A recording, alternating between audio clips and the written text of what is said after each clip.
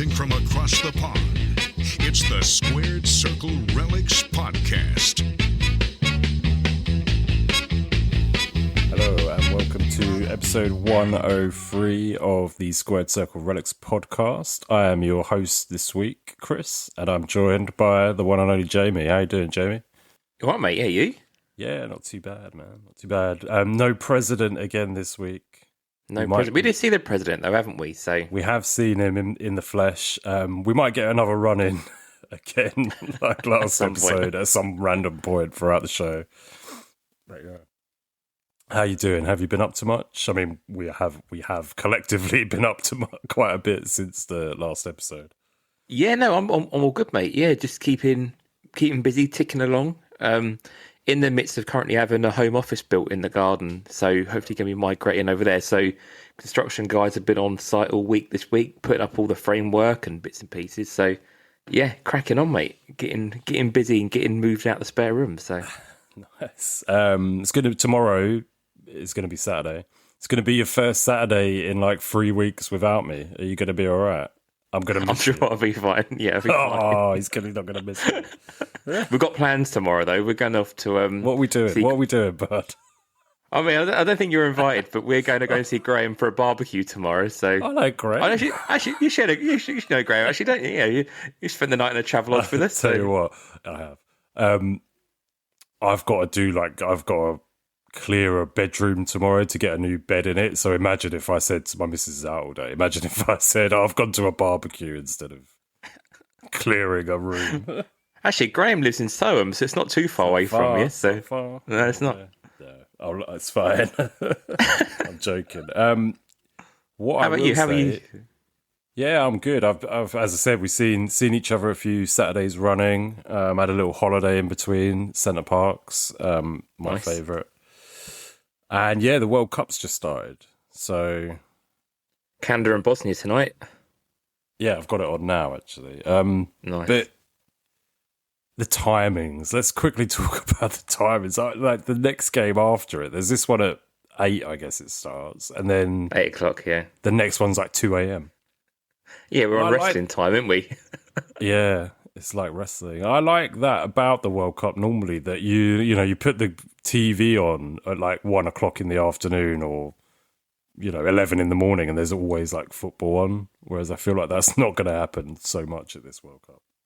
No, I don't know if later on it gets a little bit better. I don't know. I think because there's so many games now, isn't it? You kind of get a big flurry of games. But yeah, at the moment, I think it's going to be kind of miss one, because we've already had one mid-afternoon, didn't we? We had like a South Korean game already. That was on at 2:30 a.m. Yeah. Oh, okay. It's bloody early then, wasn't it? Yeah. So yeah, I think we're going to be ramping through. But our work put an email out today saying if anyone wants to sit in the tea room and watch the World Cup, they'll allocate your lunch break to watch the football.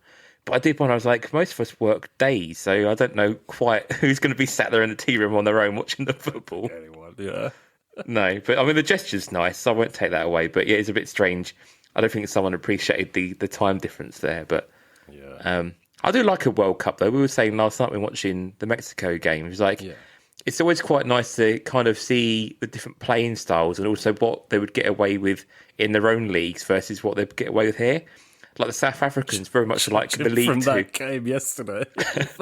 Getting away with fuck all. But it's what But that's the thing, like League Two kind of, if we put it in League Two perspective, like a lot more rougher, slide tackles. And that's how the South Africans were, like, sort of quite hard hitting kind of with what they were doing. But obviously you can't do that on a World Cup stage. Like you will get penalised for it. And the same with the Mexicans, you can see where they're doing things where they might get away with stuff, but they don't go over as easy as some of the other South American teams. So it's quite good seeing that kind of chemistry. But I do like a World Cup. It should be interesting. Yeah, you're right. It's fun to see, because like at the moment in the Premier League, it's all just passing it around the back and keeping possession. Giving it to the keeper. I feel like in the World Cup, as you said, you have different playing styles, and there hopefully won't be too much of that. No doubt it will be England that are doing that. But the big question about the World Cup are you were fucking holding it. He's already holding it. He's already holding it. He's got the World Cup sticker book in his hand. are you doing it? Are you sticking in stickers?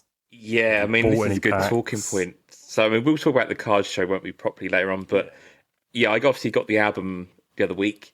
I haven't bought any more stickers yet, but I am quite keen to give it a go. I do think it's going to be something nice to do, but I just don't want to be paying the £1 a pack. So I'm definitely in the got need club. 150 pack, Jesus. Yeah.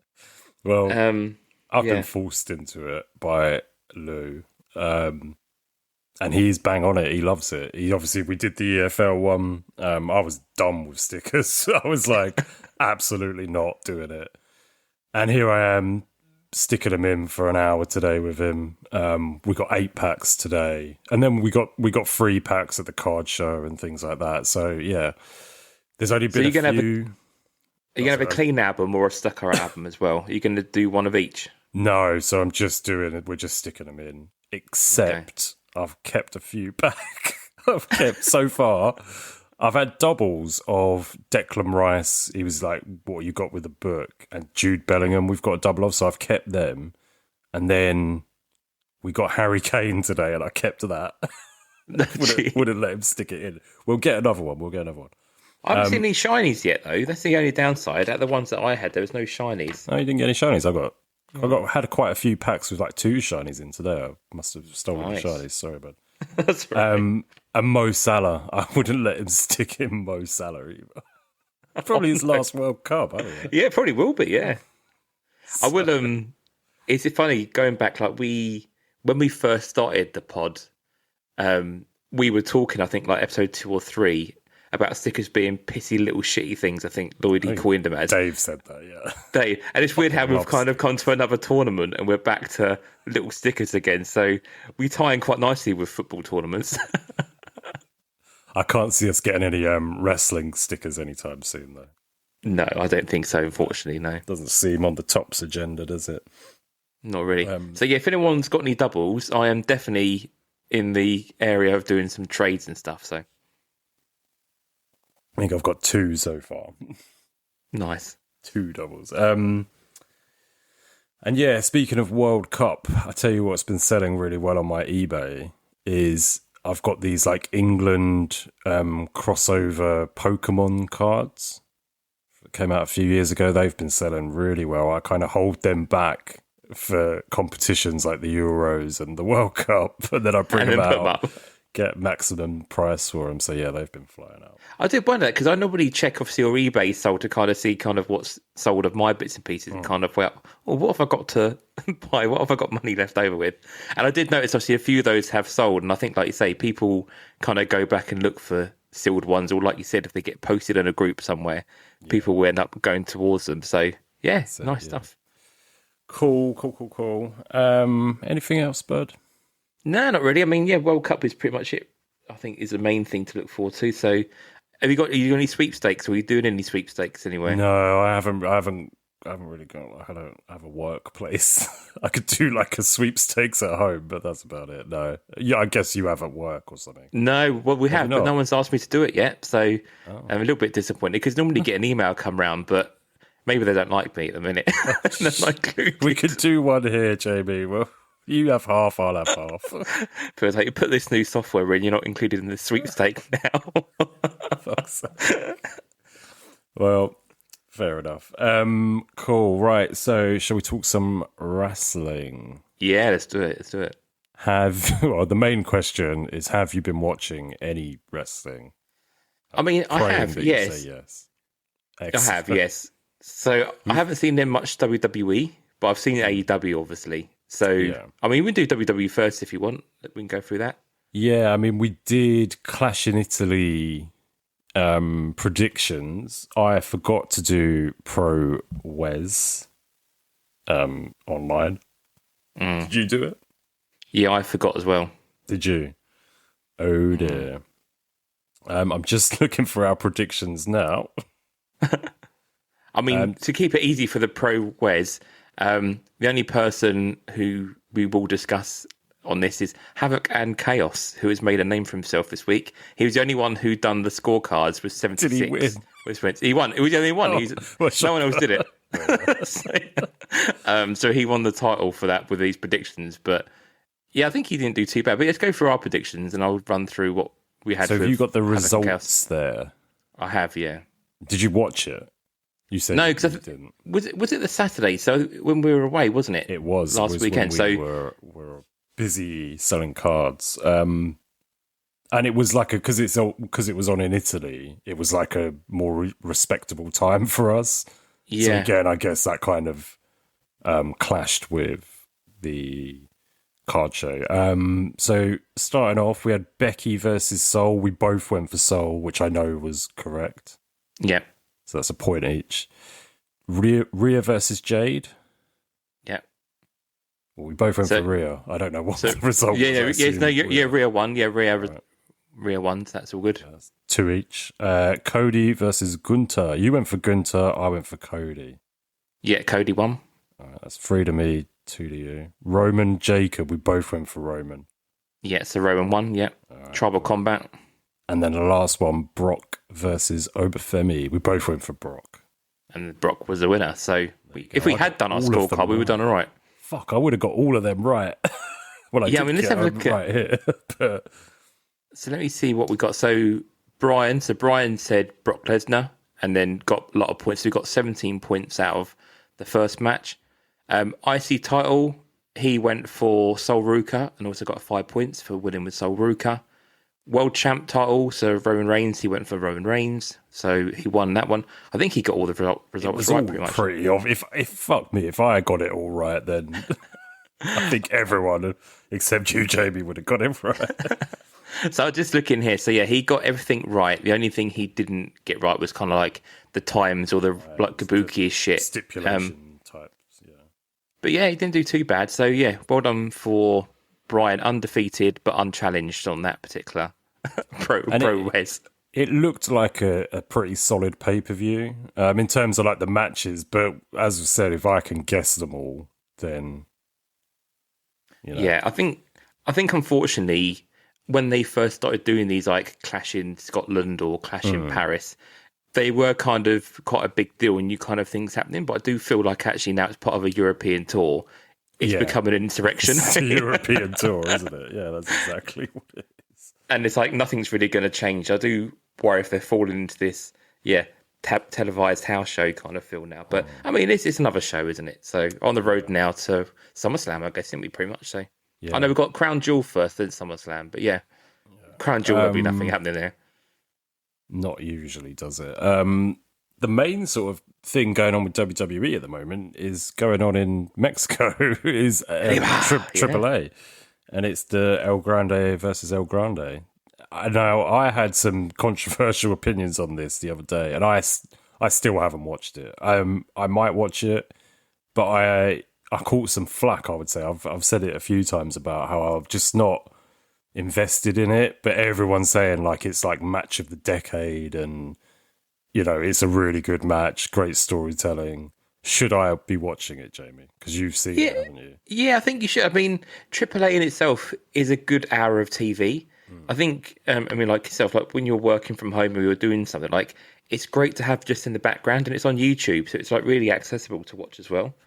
Yeah. But I would say that this match in itself, I think the storytelling is so good. And I think that's kind of what gets it for me. Like it has like a really good... The video package is a bit AI'd up, but the actual match itself, like it builds up. You got the drama, a little bit of blood, which again, for a WWE presentation, you don't tend to see often, yeah.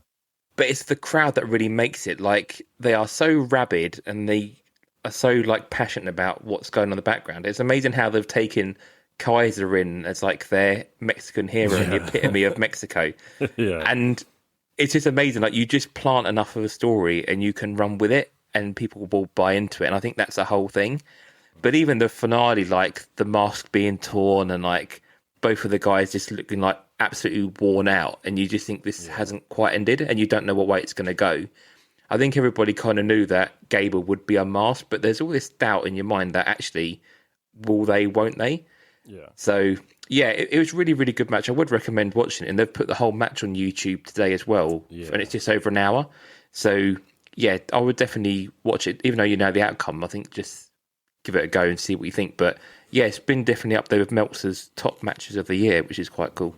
Yeah, and like people are saying match of the decade, is it that good that it could be could be. With WWE wise, I would imagine you could easily put it in with match of the decade. I mean, if you go back 10, I mean, you've had 3 years of COVID matches, so I mean, it's probably not too bad, but it's very, very good. It is really good.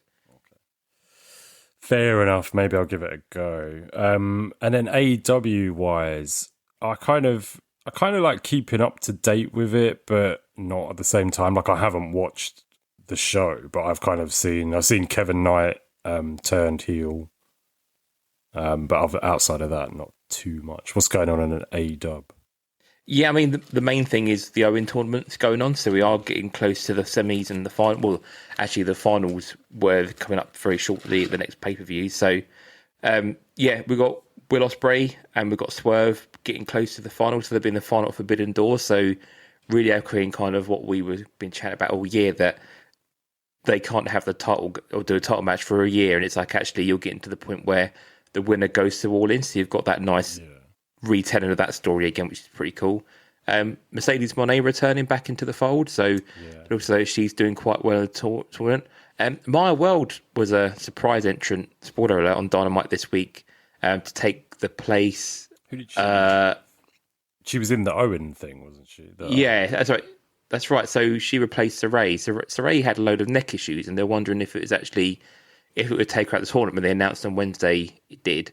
But they put Maya World through the next round to beat Sky Blue, which actually Sky Blue is one of the favourites to win. Because they were talking about maybe Sky Blue versus Tekla might be for the belt at Wembley. But Maya World went through with a crafty roll-up, so that's quite nice to see someone like that getting a bit of a push. Yeah.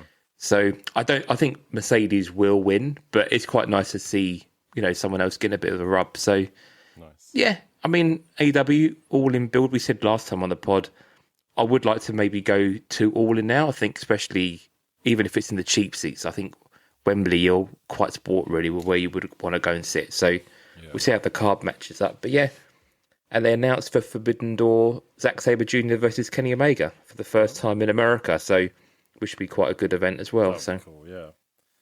Nice. Anything else, or we all watched out? Yeah, I mean, have you been watching anything else otherwise? I know we were talking last week about bits and pieces you're kind of watching, but have you watched anything? What was I talking about? Current? So we're talking about you watching like the satellite feeds and stuff. Oh, yeah. No, like nothing, old shows. Nothing new, yeah.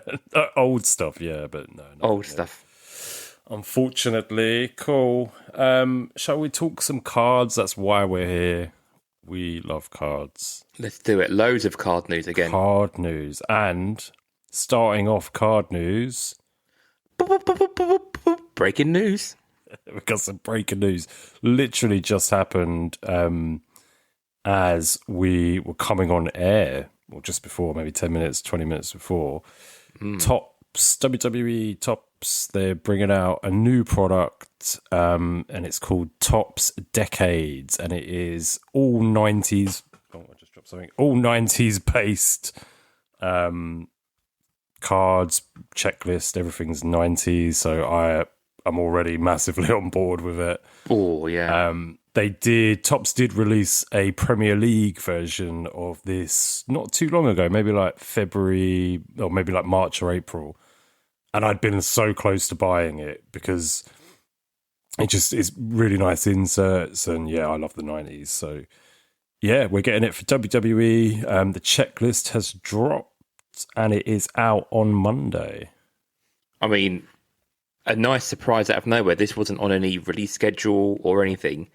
I mean, we'll go through, I guess, if you're happy to, we'll go through a proper breakdown of what we know so far. But I think the main thing to kind of note is actually, it doesn't look like it's on the American top site. So reading on Reddit, a lot of people are saying it's only appearing on all the EU, so your German, Italy, UK store. So is it a UK release or will it suddenly appear on the US site at some point? But you normally see it land at the same time. So it'd be interesting to see.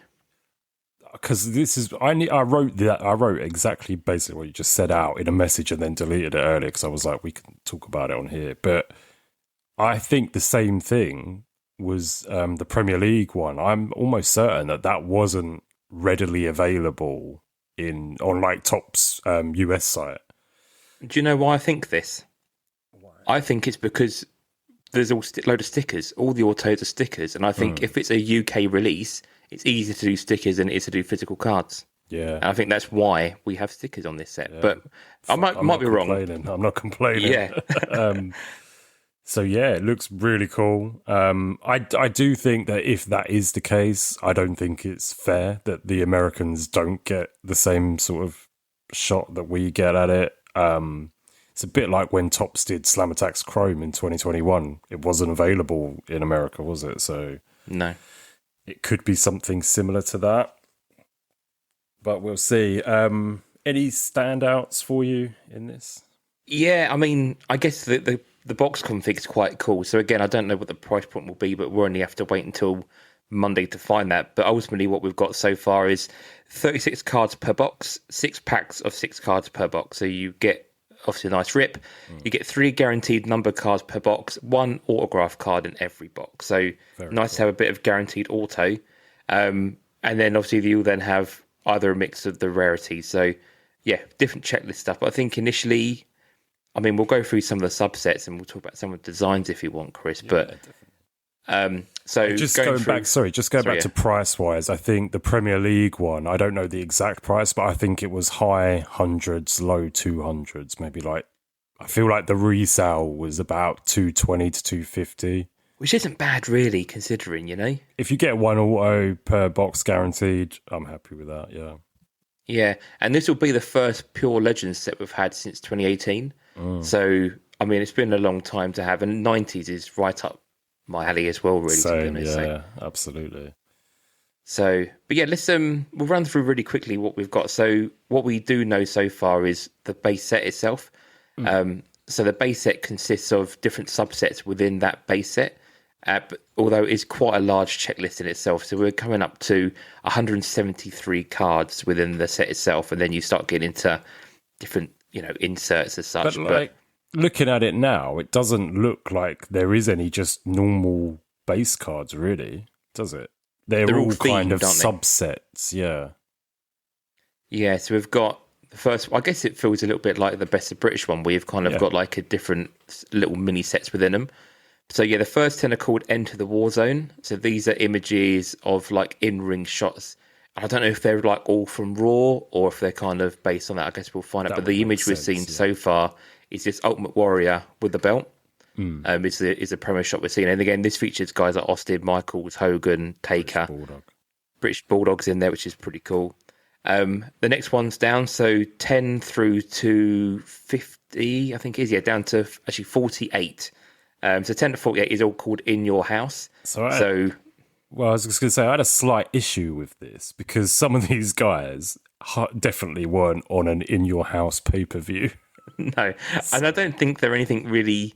Well, there's no images of this In Your House either, which is a bit sad then. Of it, yeah. But you're quite right. Like a lot of these guys weren't on In Your House. Greg the Hammer Valentine. Leilani Kai. Little bit kabuki-ish. A little bit. Tito Santana. Elizabeth. I don't think Elizabeth was on anything either, but we'll see. Anyway, that's just me being picky, I suppose. The next one down is called Pioneers. So again, this is just over 10 cards. So these are going to be Pioneers. So yeah, China's within that set. Dusty Rhodes. Terry Funk. The return of Terry Funk in this particular set. And as I say, Piper's in there as well. So they're kind of like your icons of the 90s, I guess, on that point. Then we've got, I don't know how is it, Mercurial Talents, I guess it is. Don't Mercurial. Ask me, bro. Do not ask me. Mercurial Talents, let's say that's how it's pronounced. That sounds okay. But again, this is, a little small subset of about 10 cards. And these are kind of the ones which I think is like, is it like debuts by a sounds or something similar? So you got like Blackjack Bradshaw, Hunter Hearst Helmsley, the 1, 2, 3 kid. So these might be kind of their moments, I guess. It reminds me that entire subset of like people who wrestled between 94 and 96 or maybe 97, with the exception of Stephanie McMahon. But do you know what I mean? It's all Hunter Hearst Helmsley, Blackjack Bradshaw, Fatu.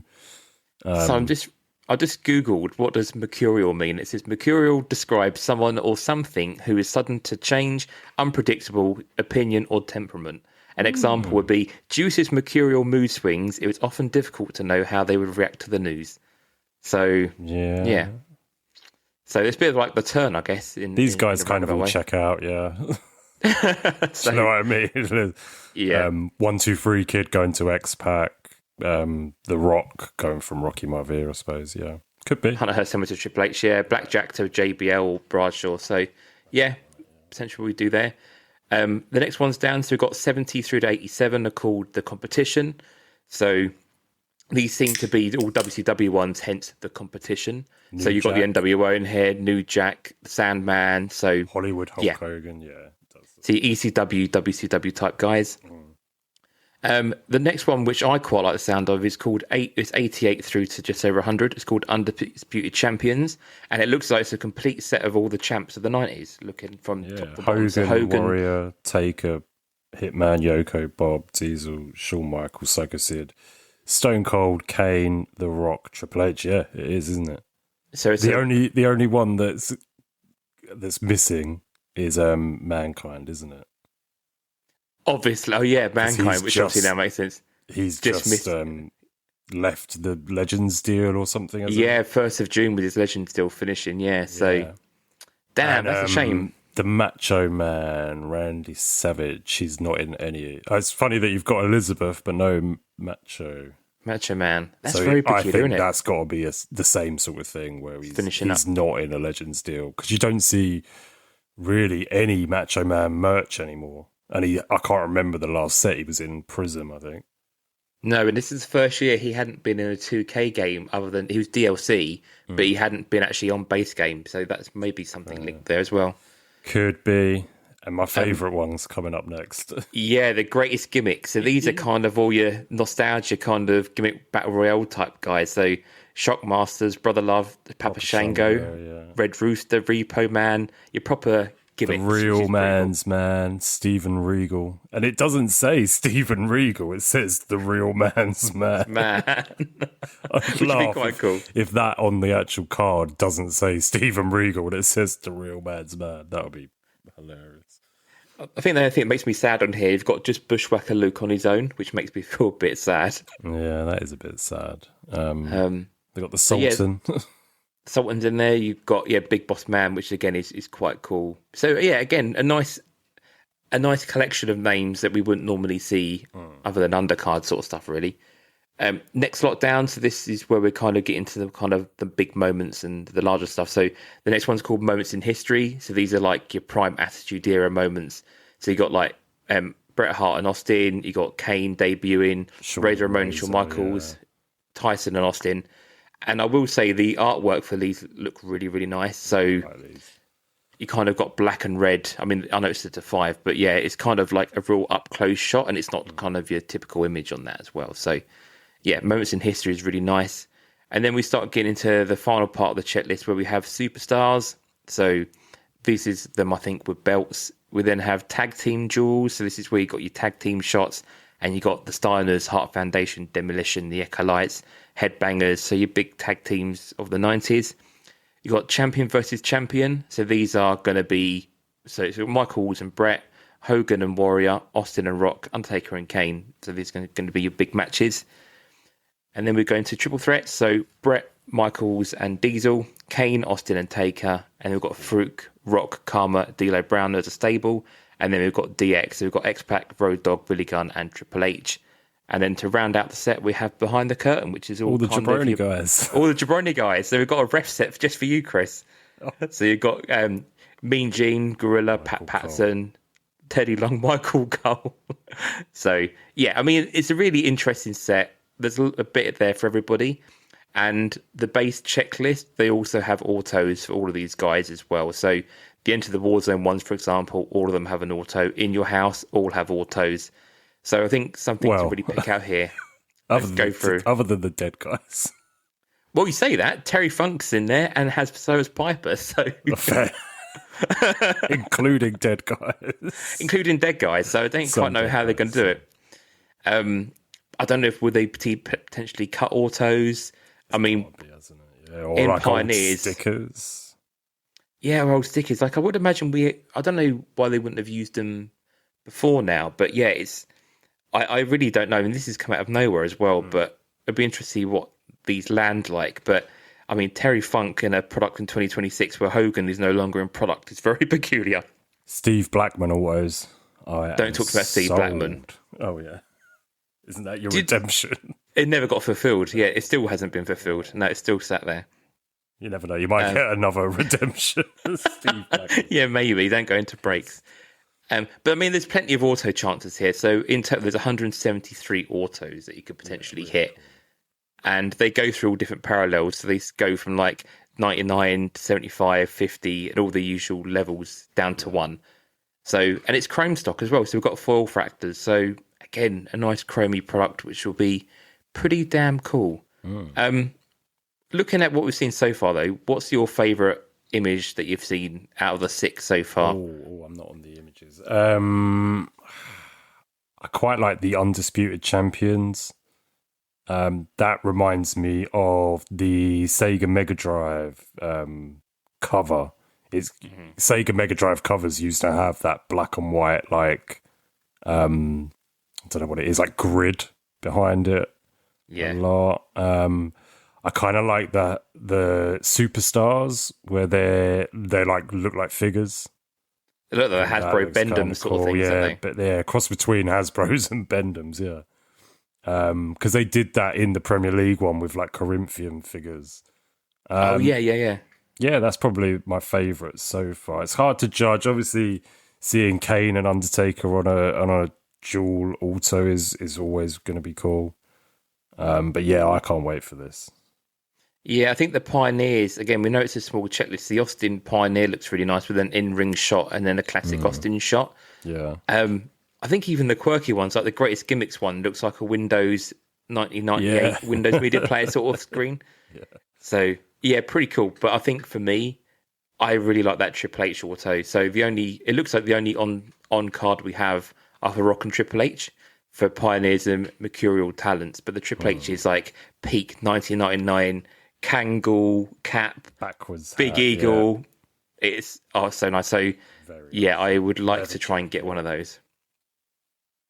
So we're all in on this set there. Mate, I am all in. So it goes live 3:00 on Monday afternoon. So that's UK time. So if you are in the US and it isn't the US site, it would be just after 11:00 East time. Yeah. So yeah, I'm going to try and get a box of this. I really want to give it a go, and I think it's going to be very popular. So yeah, what about you? Are you going to try and grab a box or you can get ready? Yeah, I might. Yeah, it'd be price dependent, but I'd like to get maybe 2 at least. This is exactly what I've been dying for years, is another Just Legends only set. I think I've said it on the pod a few times. Just because it's, 95% of the checklist are people that I like, or that, do you know what I mean? I'd be interested in collecting their cards. Whereas with WWE Topps products nowadays, it's very like a lot of the new guys, like NXT guys, I don't often know. And the main roster, I'm not massively sold on. So I'm always kind of looking for those Legends cards anyway. So yeah, it's a home run for me. I think being the 90s as well, you kind of eliminate a lot of the sort of filler legends. Like when we've had legend sets before, you've had like Eve Torres thrown in there, or the Bellas, or something random. Whereas at least this one, you've got nothing but big names throughout it. So yeah, I'm well excited for this. This is going to be very good. And yeah, like with the 90s, there wasn't really an era or like a part of it or years or anything that I didn't like. I enjoyed the early stuff in the 90s. I still enjoyed the stuff in the mid 90s, the new generation, and then the Attitude Era. So for me, it checks all the boxes. It's going to be good, mate. It's going to be good. So yeah, fingers crossed for Monday. We'll see how we let's get hope on. We can at least get 1 box each. So Yeah. cool. Right, there is more. There's quite a few Topps bits actually. Topps Chrome. I don't think this hadn't come out last show, had it? Topps Chrome Cosmic Hobby is out now, being ripped all over the place. You like it? You don't like it? You're spacey. Not feeling the spacey. It's not completely for me. I think there's elements of it I think are quite cool.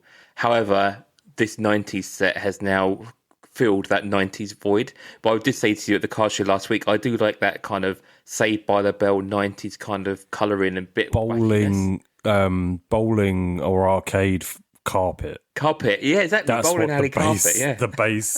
the base card design reminds me of, and I love that kind of design. So yeah, I'm not sure that the space theme works for wrestling. I'm not sure it works for any cards really, but something a bit different and some really cool looking cards in it.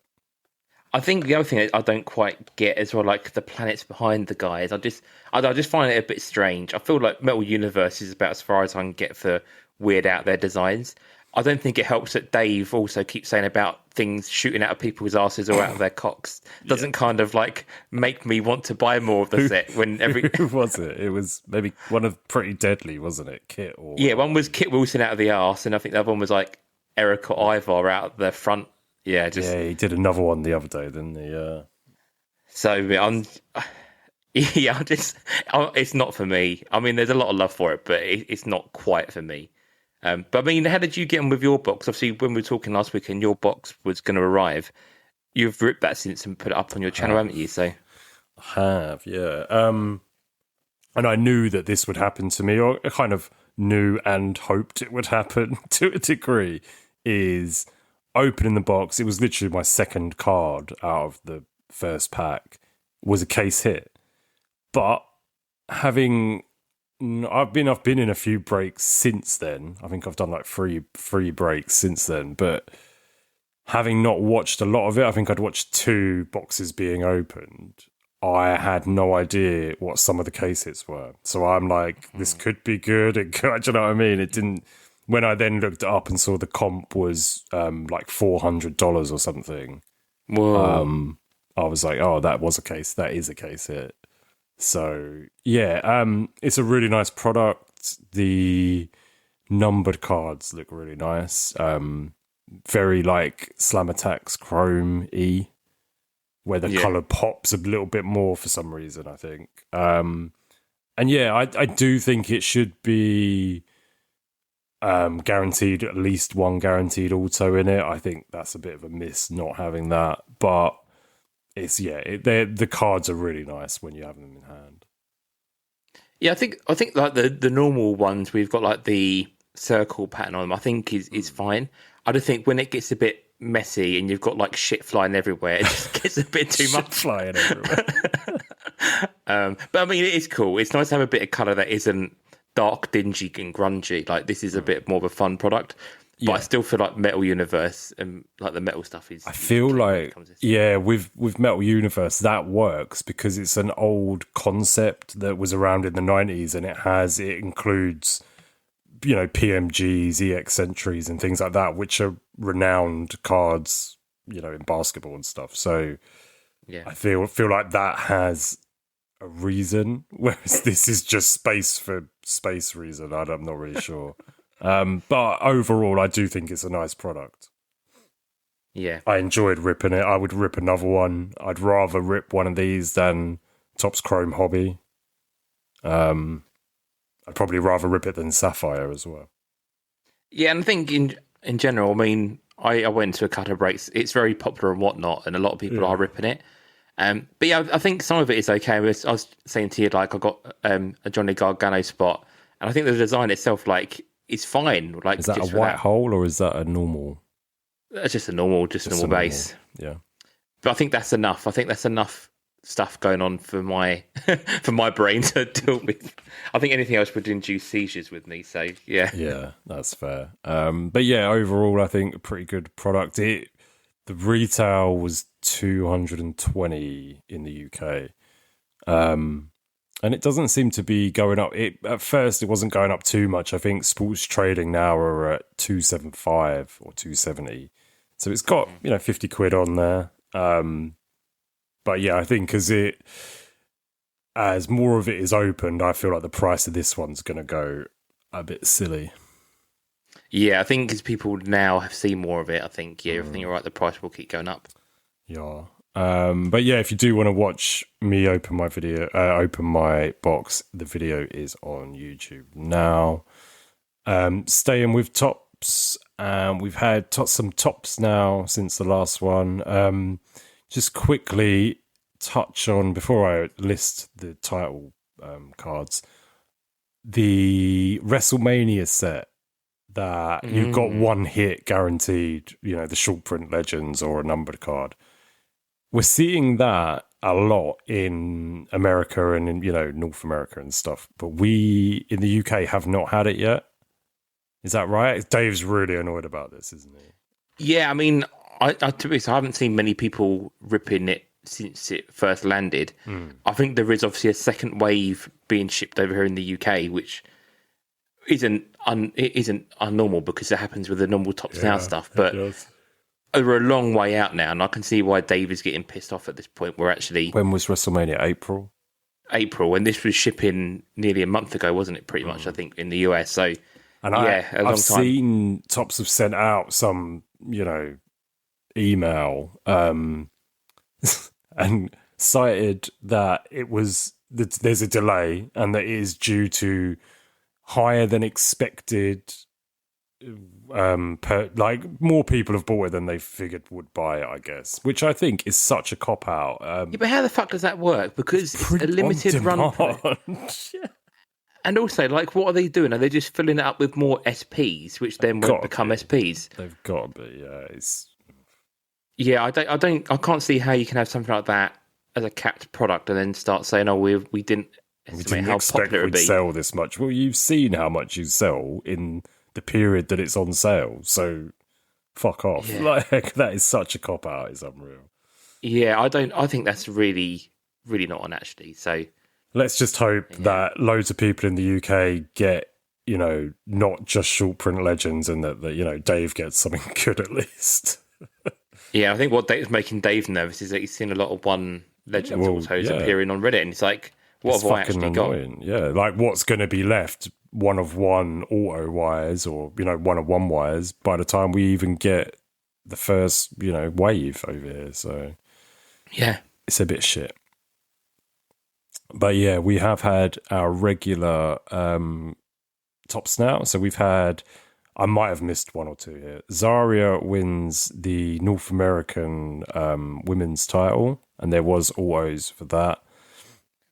Sol Ruka wins the Intercontinental title.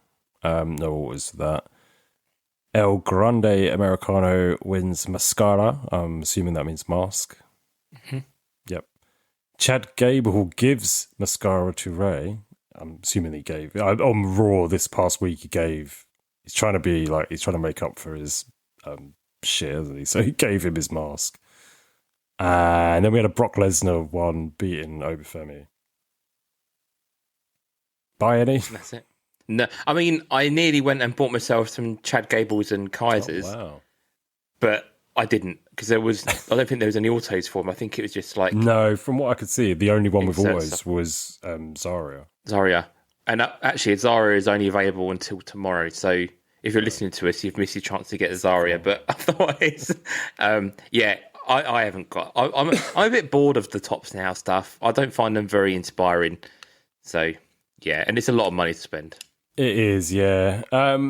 One thing that I will say is that when we've been vending card shows recently, I have had quite a few people bringing up the parallels to trade or to sell or whatever. So although I haven't had a parallel since January 2025 or whenever it was, the first one, it does seem that people in the UK do occasionally get them, but yeah, it's really off-putting when you order 20. I've done 20 at least twice now and got not even one parallel. So yeah, it's a bit disheartening. Yeah, it's a little bit. What am I doing here?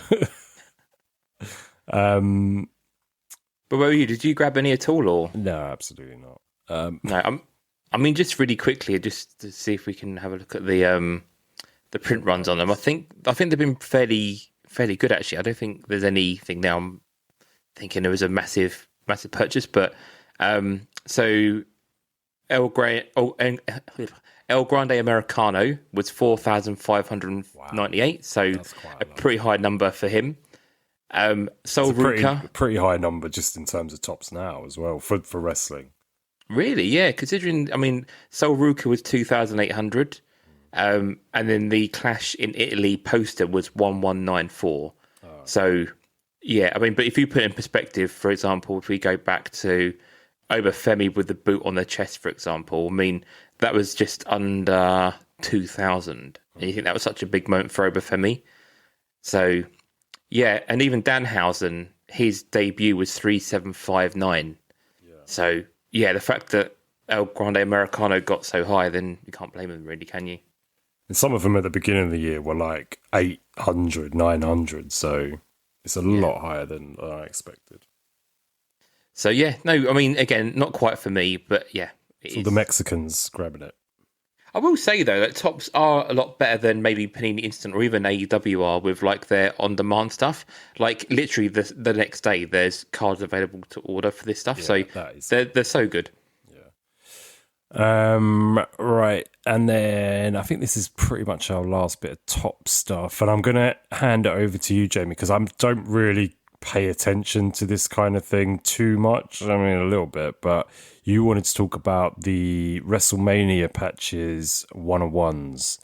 Yeah, I just thought it was a bit of fun, really. I think, obviously, we've been seeing these getting ripped, and it's funny how we seem to be gaining a lot more traction with it.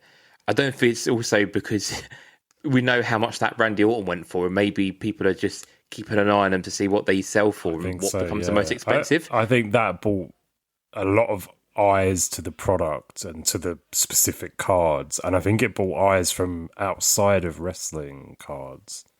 You know, a sale like 42k does, you know, turn some heads. I think it also keeps things alive, because if you are PCing into these people, it's quite nice to know actually what you've still got a chance to hit. Yeah. And I think actually you can kind of then eye up if you want to spend the money on there. But yeah, so currently there's 16 that have been found. So Gunter was the last one, which I think Babyface Breaks announced earlier in the week that he had seen that pulled. I mean, this is what we're aware of, but there's probably some that have been picked. But there are still some big names available. So CM Punk still available, the big John Cena, which we know there's a big bounty on that for $120,000, which seems insane. Rhea Ripley's are still out there. And yeah, there's a few good names. So I thought it'd just be a bit of fun. Who do you think is going to be the last one to get pulled?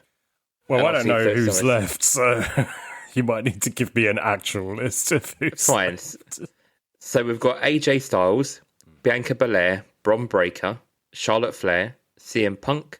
Then we've got Ivar, Io Sky, John Cena, Joe Hendry, Kofi Kingston, LA Knight, Naomi, Rhea Ripley, Raquel, and Xavier Woods.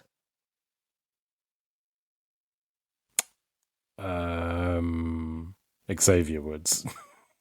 He's already left the company. I was going to say Xavier Woods too. No, it would be cool if it was one of the big ones, I think. Yeah, I'm going to say Io Sky. I reckon she might be the last one out. Not everyone can pull an Io Sky Auto 101.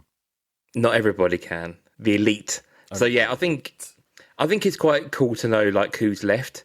But yeah, so that's what we've got so far. So Gunter, the last one to be pulled so far. But yeah, maybe we do our own little sweepstake, but that's where and I'll keep you updated as we go through. I feel like while the Superstars Auto set has dried up a little bit, this can be my little thing to follow and kind of see what's been hit. So I actually bought an Auto from that set this week. Did you really? Hit from purchases in?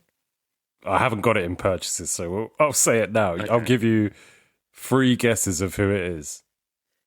Can I do like a guess who? Is it a legend? Not.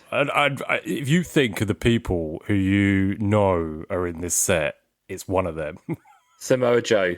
No. Kofi Kingston. Yes. What one? The one that was a freebie or that? No, Kofi? I've got that one. Kofi to 10. I mean, nice. That's not a bad one to have. $20 or $30 or something. So yeah, I was nice. I think that's 4 Kofis from Superstars. No, I've got now. So new you love PC. A bit of Kofi, mate. Yeah, I do like Kofi. I reckon they're going to debut at Forbidden Door. They announced a 12-man steel cage match.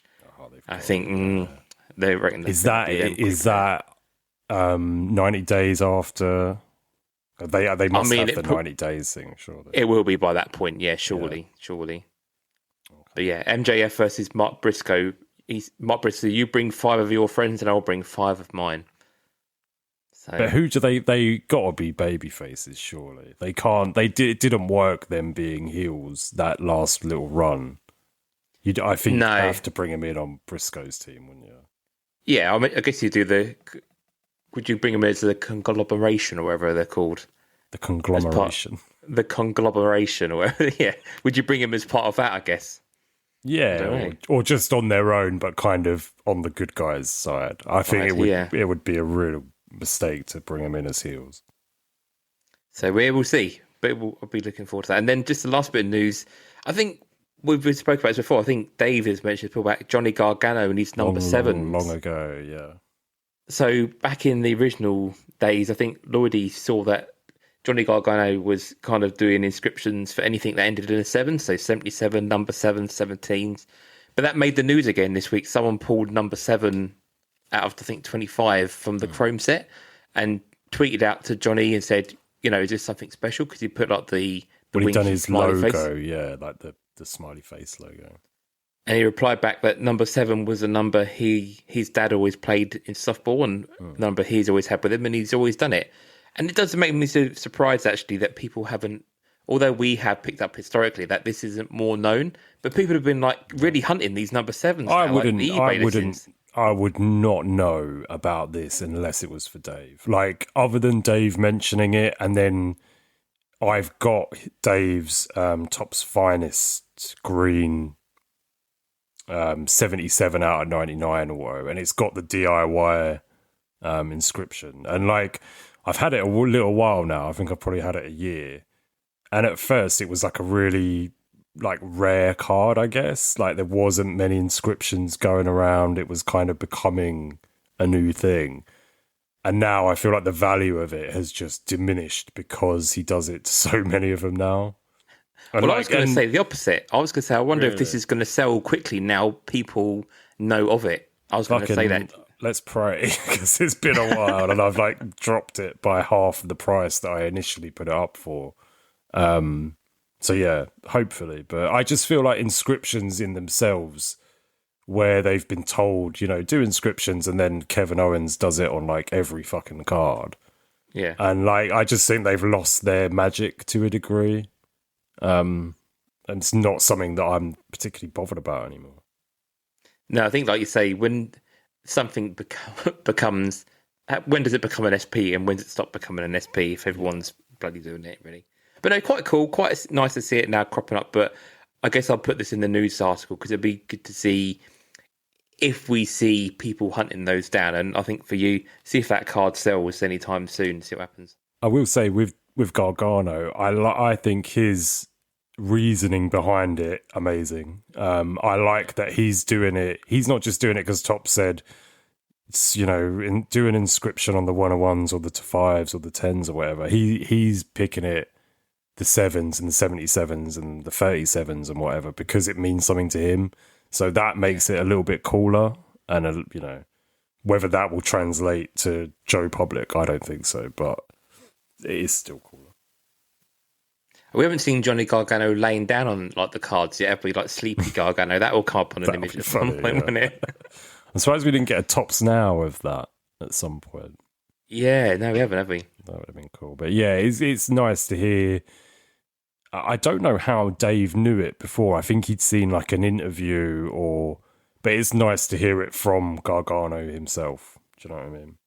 Yeah, and he's always done cool stuff like that. I know he would sign figures and then take it to Walmart and tuck it behind the shelf, signed and stuff. That is cool.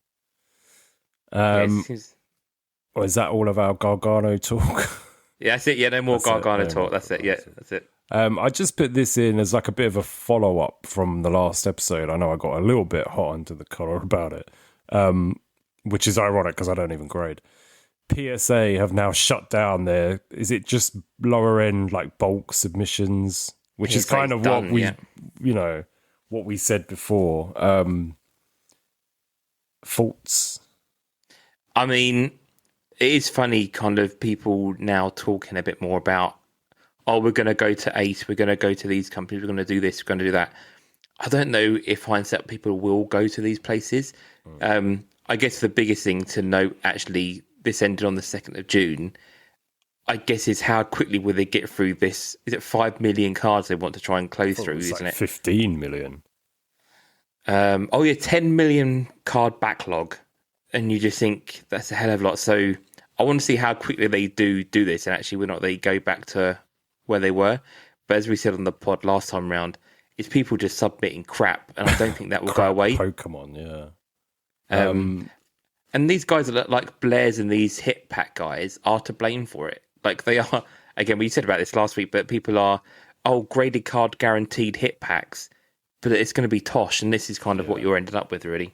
Yeah.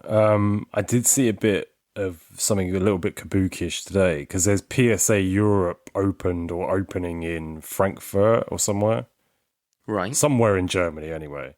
And they are saying that they're following like the Americans, so that like lower tier bulk submission is also not available in Europe.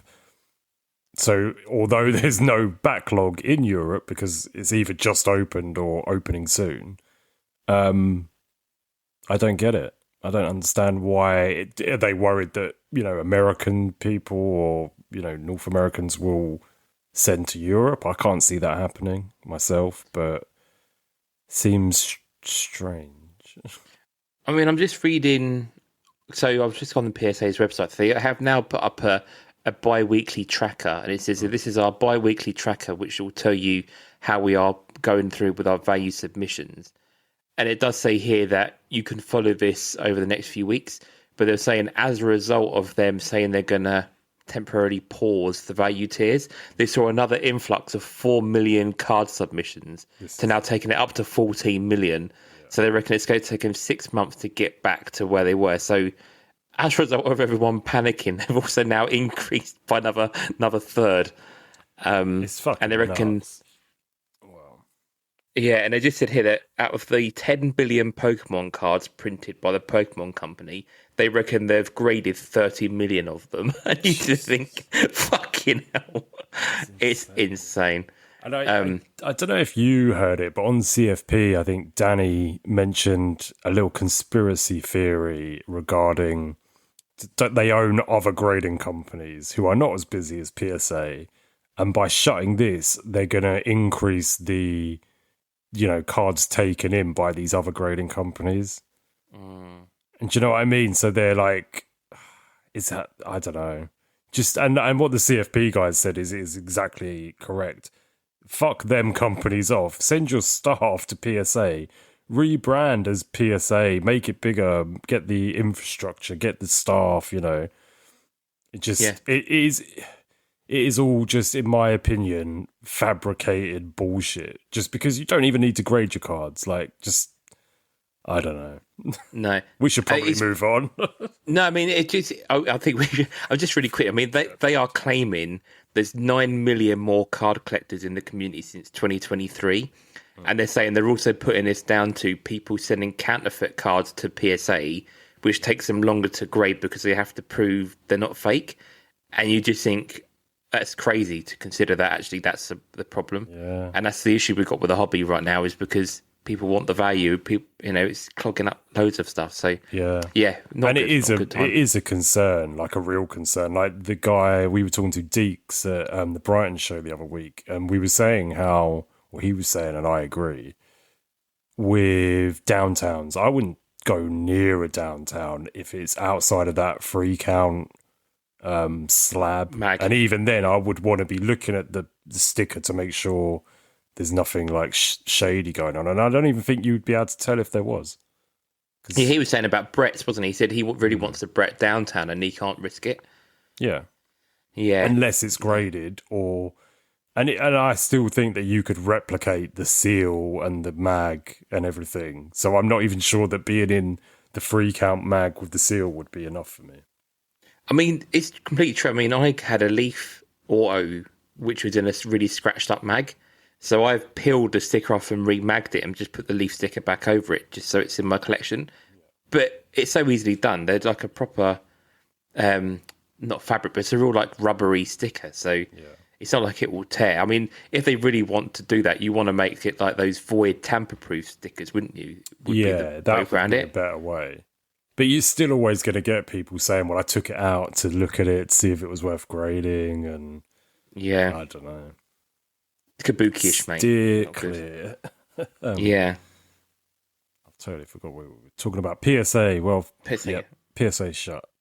Move on. Yeah. And it is frustrating, like obviously hitting a case hit the other day. If I would like to grade it, but at the same point, if I grade it now, I'm getting it back early 2027 if I'm lucky. Or you pay through the nose for it, yeah.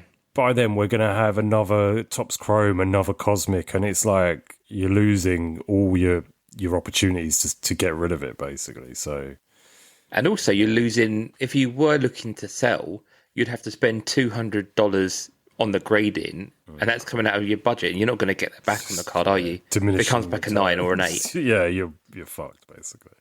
Yeah, so it's not worth it.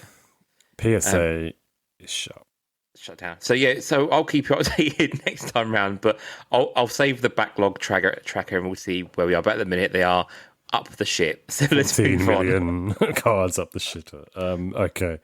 Next, we're going to move away from Topps and WWE, and we're going to talk about some AEW Upper Deck. First port of call is Flagship 2026. I'm seeing different release dates here, Jamie. Makes you nervous, isn't it? Yeah. So I will go through it quickly. So on Sports Trading in the UK, they've still got it as the 15th of June, being Monday. However, there are all of the American, Blowout, David Adams, Steel City. 2 of them are saying the 22nd of July. So a long way removed, or like over a month away from where we are now. And then one of them is to be confirmed. So I am inclined to trust, Canada nearly scored. I am inclined to trust the American websites over Sports Trading UK. I'm just going to really quickly check Sports Trading to see if that has updated. So it still says 15th of the 6th, and if you Google search it, it says in stock on the little traffic light thing. It doesn't say pre-order. Right. However, there is no checklist available for it as of yet, and which makes me think that it's not out yet. That's usually at the biggest indicator, isn't it? If you haven't had that checklist, by the Friday before the Monday that it's meant to be released, I very much doubt that we're getting it. Yeah, Billy said to us before, hasn't he? They would normally send the checklist out 2 weeks before shipping. Yeah. So, I'm more inclined to think this is going to be July. Almost certain that those Steel City or whoever, Blowout or whoever, they had a June date previously. 100%, yeah, 100%. So it definitely has moved. Which is really frustrating if you, this last week, pre-ordered 3 boxes of Flagship. Oh, dude. So that's the trouble, though, isn't it? What do? Like, you want it really quickly, but equally, you've spent out when you didn't need to. Like, you could have used that for Decade 90s and then waited for AEW to release. You're not going to not get it, are you? Yeah. I'm not. No. It's annoying, but it is what it is. I'm glad that there is somewhere in the UK that you can pre-order it, because now I'm just like, forget about it for another month, or it's paid. It'll still come to you at some point. It will turn up when it turns up, but I'm still looking forward to it.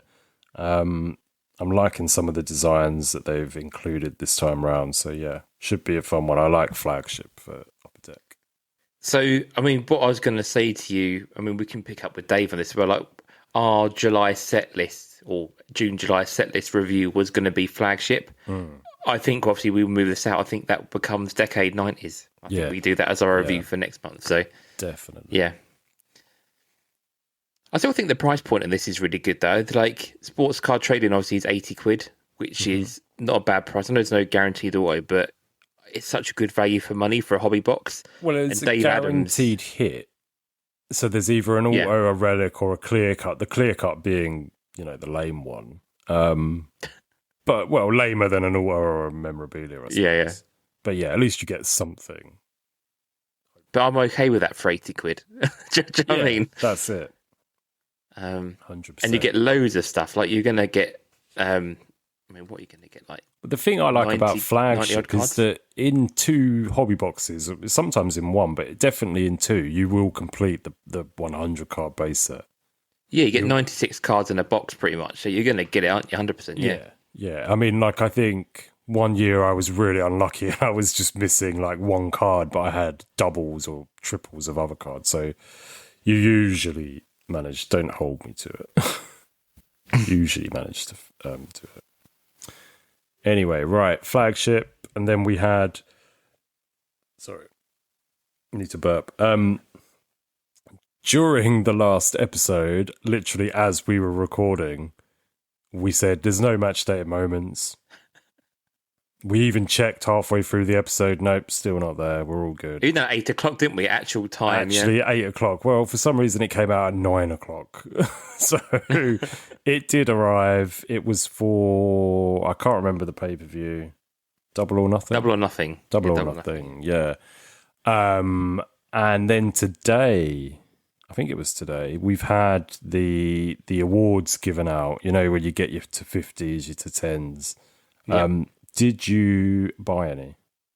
So, yes, I did. I went in and bought 2 packs. I got the blue and the gold. So, very good ratio there for me. I was quite happy with that. Yeah, good work. And I got an achievement today as well. Bosnia just scored. No way. Yeah. Canada nearly scored a minute ago, but now, sorry, Bosnia have scored. Anyway. Nice. No, it's fine. Well, but I did get an achievement today though. I got an award. What did you get? I got a green edge. I got green cope. Whee. So, which is quite cool. I'm quite happy with that. So, yeah, can't complain there. Again, for the very little that I bought, 1 to 50 is fine. It's fine for me. So that's not too bad. Yeah. So I mean, the base set was Cope and Christian Cage, Will Ospreay, Swerve, MJF, and then we had the gold of, who was the gold of, Bud? Takeshita. Just said Takeshita, and Tekla is the blue again. Tekla's the blue. Yeah, they got MJF, Swerve, Ospreay, and Cope and Christian. Yeah. And the auto achievement was MJF, which I really wanted, but alas, I did not get it. I did do pretty well. I bought 4 packs, I think. And I got a to 10 Will Ospreay. And then I got 2, I got Swerve and MJF in the green. So to get three parallels out of 4 packs, not too bad. And then I picked up Cope and Cage and Will Ospreay in the greens as well for $5 each. Off. Not bad. Mike Roth. The king of E-Pack. Fine. No, yeah. He is the king, isn't he? Appreciate Mike for those excellent prices. But yeah, pretty. We guessed someone else for the gold, didn't we? I don't think we got it right. I think we guessed MJF, didn't we? Yeah, I think we said maybe Cope and Christian would be the gold. I think we said originally. And then we said Takeshita, I think, was going to be the blue. Yeah. I will say though, like you said, like with the ratios there, I do wonder how popular these actually are, because like you said, like to get 350, they're 350s out of 4 packs. I mean, that's very good going, and you've always done quite well with what you bought versus that. So I don't think there's as many people buying these as we actually think. No, 100%. Yeah, I think you're right. I mean, I guess you could technically. It's hard because you can lock the cards, but if you couldn't lock the cards, you could just look at how many of like the bases there was.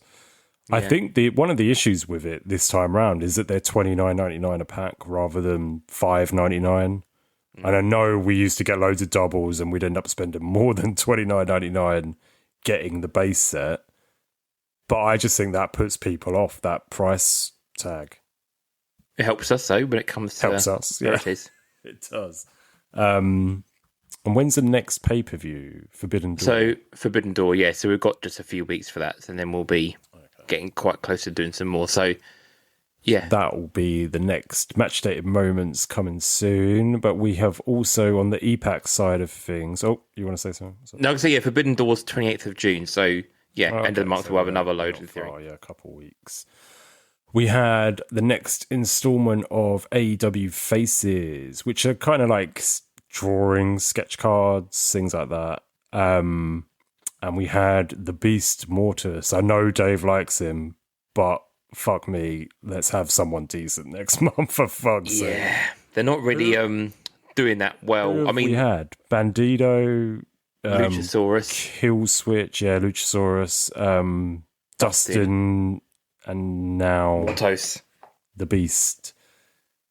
Yeah, just like someone like Darby Sting. Got the crap ones to start us off, haven't we? Yeah, a woman, just something. One of the bigger guys, I think. Just to kind of get the set going, I would have started off with a big name to get people interested, and then you kind of sprinkle in the lesser ones every now and again. Whereas it doesn't look like that's what they're doing. So I think this is also telling, like on the AEW kind of buy sell trade group on Facebook, like when you see match dated moments or other stuff, there's nothing but people selling them. Like Mike Froth's in everyone's DMs flogging cards. Whereas this dropped on last Thursday. I saw one post where some guy was selling a clear cut, and then there's been nothing else, and people have just carried on with their lives, which makes me think that this is really not that popular. But also, both 1, 2, and 3 is also still available, so they've not even sold the 1,500 or even close to that. So no way. Yeah, it's not a very popular set, but it is what it is. I think we were talking the other day, like, I have bought them because I've kind of committed myself now to get the clear cut or the canvas. Same. And I feel like I did with the coin collection that me and Matt did, where we like go through the coins. It's got to stick out. I'm on this road now. I'm going to be X amount into this. But I'm not now going to stop because what's the point? I might as well carry on and now. I'm not going to enjoy it either. No, I'm just going to count down the coins by the end of it, did you? No, when I got to 24 coins and realised I spent so much on that every month, I was like. And then you see on eBay, people can't sell them for £3 each. You think, fucking hell, these are £40 each, whatever it was, I'll never financially recover from this. It's not good. Yeah, so let's have a better one next time. Thunder Rosa, I don't know, someone better. I assume you bought this though, because you're on the same road as me. You're trying to get the achievements. Stinking bought it, yeah. So what have you got? What have you end up with? Fuck all. I don't know. I think I bought like 3 and I got 3 base. And then I've been buying some 2024 packs. And I bought one more pack and I got a clear cut. And I needed a base. Because I think I'm trying to do the achievement and get all the right amount of base cards to get all 3, aren't you? All 3. So it was just, So I bought 2 packs last Thursday and got 2 base. And then I think it was when I got back last Saturday from the card show, I just done one more, and I did get a clear cut, but I still need a canvas. And normally, like I said on the Facebook group, there's someone normally who's got canvases for $8 or something, and they're just not there. But I'm not spending 15 and keep getting base. Like I just need someone to offer me one that I can buy. And that's what happened to me. I think I told you about it, and like I've decided I need to get like 4 base or 3 base of each person. So I went back and bought a few of like Bandito and some other guys, and then still got fucking canvases and clear cuts, and was like, I still need the base. Nice, man. Because you're gonna get basically the achievement is you get a random out of like, I don't know, Sting, Cope, and Darby. So I want to at least have 3 shots at getting one of each. I know I'll get 2 Darbys and a Cope or something. I won't. Do you know what I mean? It's just It is a bit silly like that sometimes. But let's have a good one next month, please. Don't hold your breath, though. It's going to be... Please. Give me something good. It'd be like Tony Schiavone, like Halloween version or something. I will stop buying them altogether if it is, because no, thank you. Right, let's move on. Another little bit of EPAC news here. Pack Wars 2023 has finally come to an end, or is coming to an end at the end of this week. So it'll be next Tuesday. Haven't had the awards still from last week. There are people like mentioning it on they have like a little like chat part of Pack Wars. And yeah, people haven't had their to 25s. I should have had it to 100, haven't had it. Seems really strange being that it finishes next week. Yeah, I mean, I'm just... Yeah, well, I've literally just messaged Billy, actually. And I just said, has Pack Wars come to an end? And he says, not that I know of. But I'm just going to send him the screenshot and just see if he feeds back while you're doing this section. So we might get some breaking news here. You never know. But yeah, so they're finishing 2023 Pack Wars this week. Currently is the last week. Jamie, you made a good point. You're doing the pile drivers and you're not going to get a full set. No, and that's what I've just... that's what I said to Billy. I was like, if it is the final, then yeah, we are literally like 40 weeks in of a 100 card base set. So it's a bit of a pain in the ass for someone like me who's trying to get the 100s, but it also seems weird to just stop it. Like, is it that it's just not popular? I don't know. I find it very peculiar. It's weird. Like, they must have printed these 100 cards, so you might as well just carry on it, even if it's not very popular. Just carry on going through. You're saying it's not popular, and most times it isn't. But when, like, the other week, 2 weeks ago, when it was Tony Storm to 25, I was in the top 5, and I think I finished about 6th or 7th.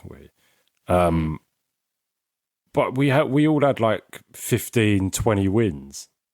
So actually, that is quite... it is quite a lot of... It is quite a lot. And I noticed that, like, I went down at one point to like 12 wins, or like I stayed on 12 wins, and then I dropped out of the top 25. So there was a lot of people in that top 25 who all had like 13, 14, 15 wins. And then you think of all the games that you lose. So to get 15 wins, pretty much you would have done between 25 and 35 matches.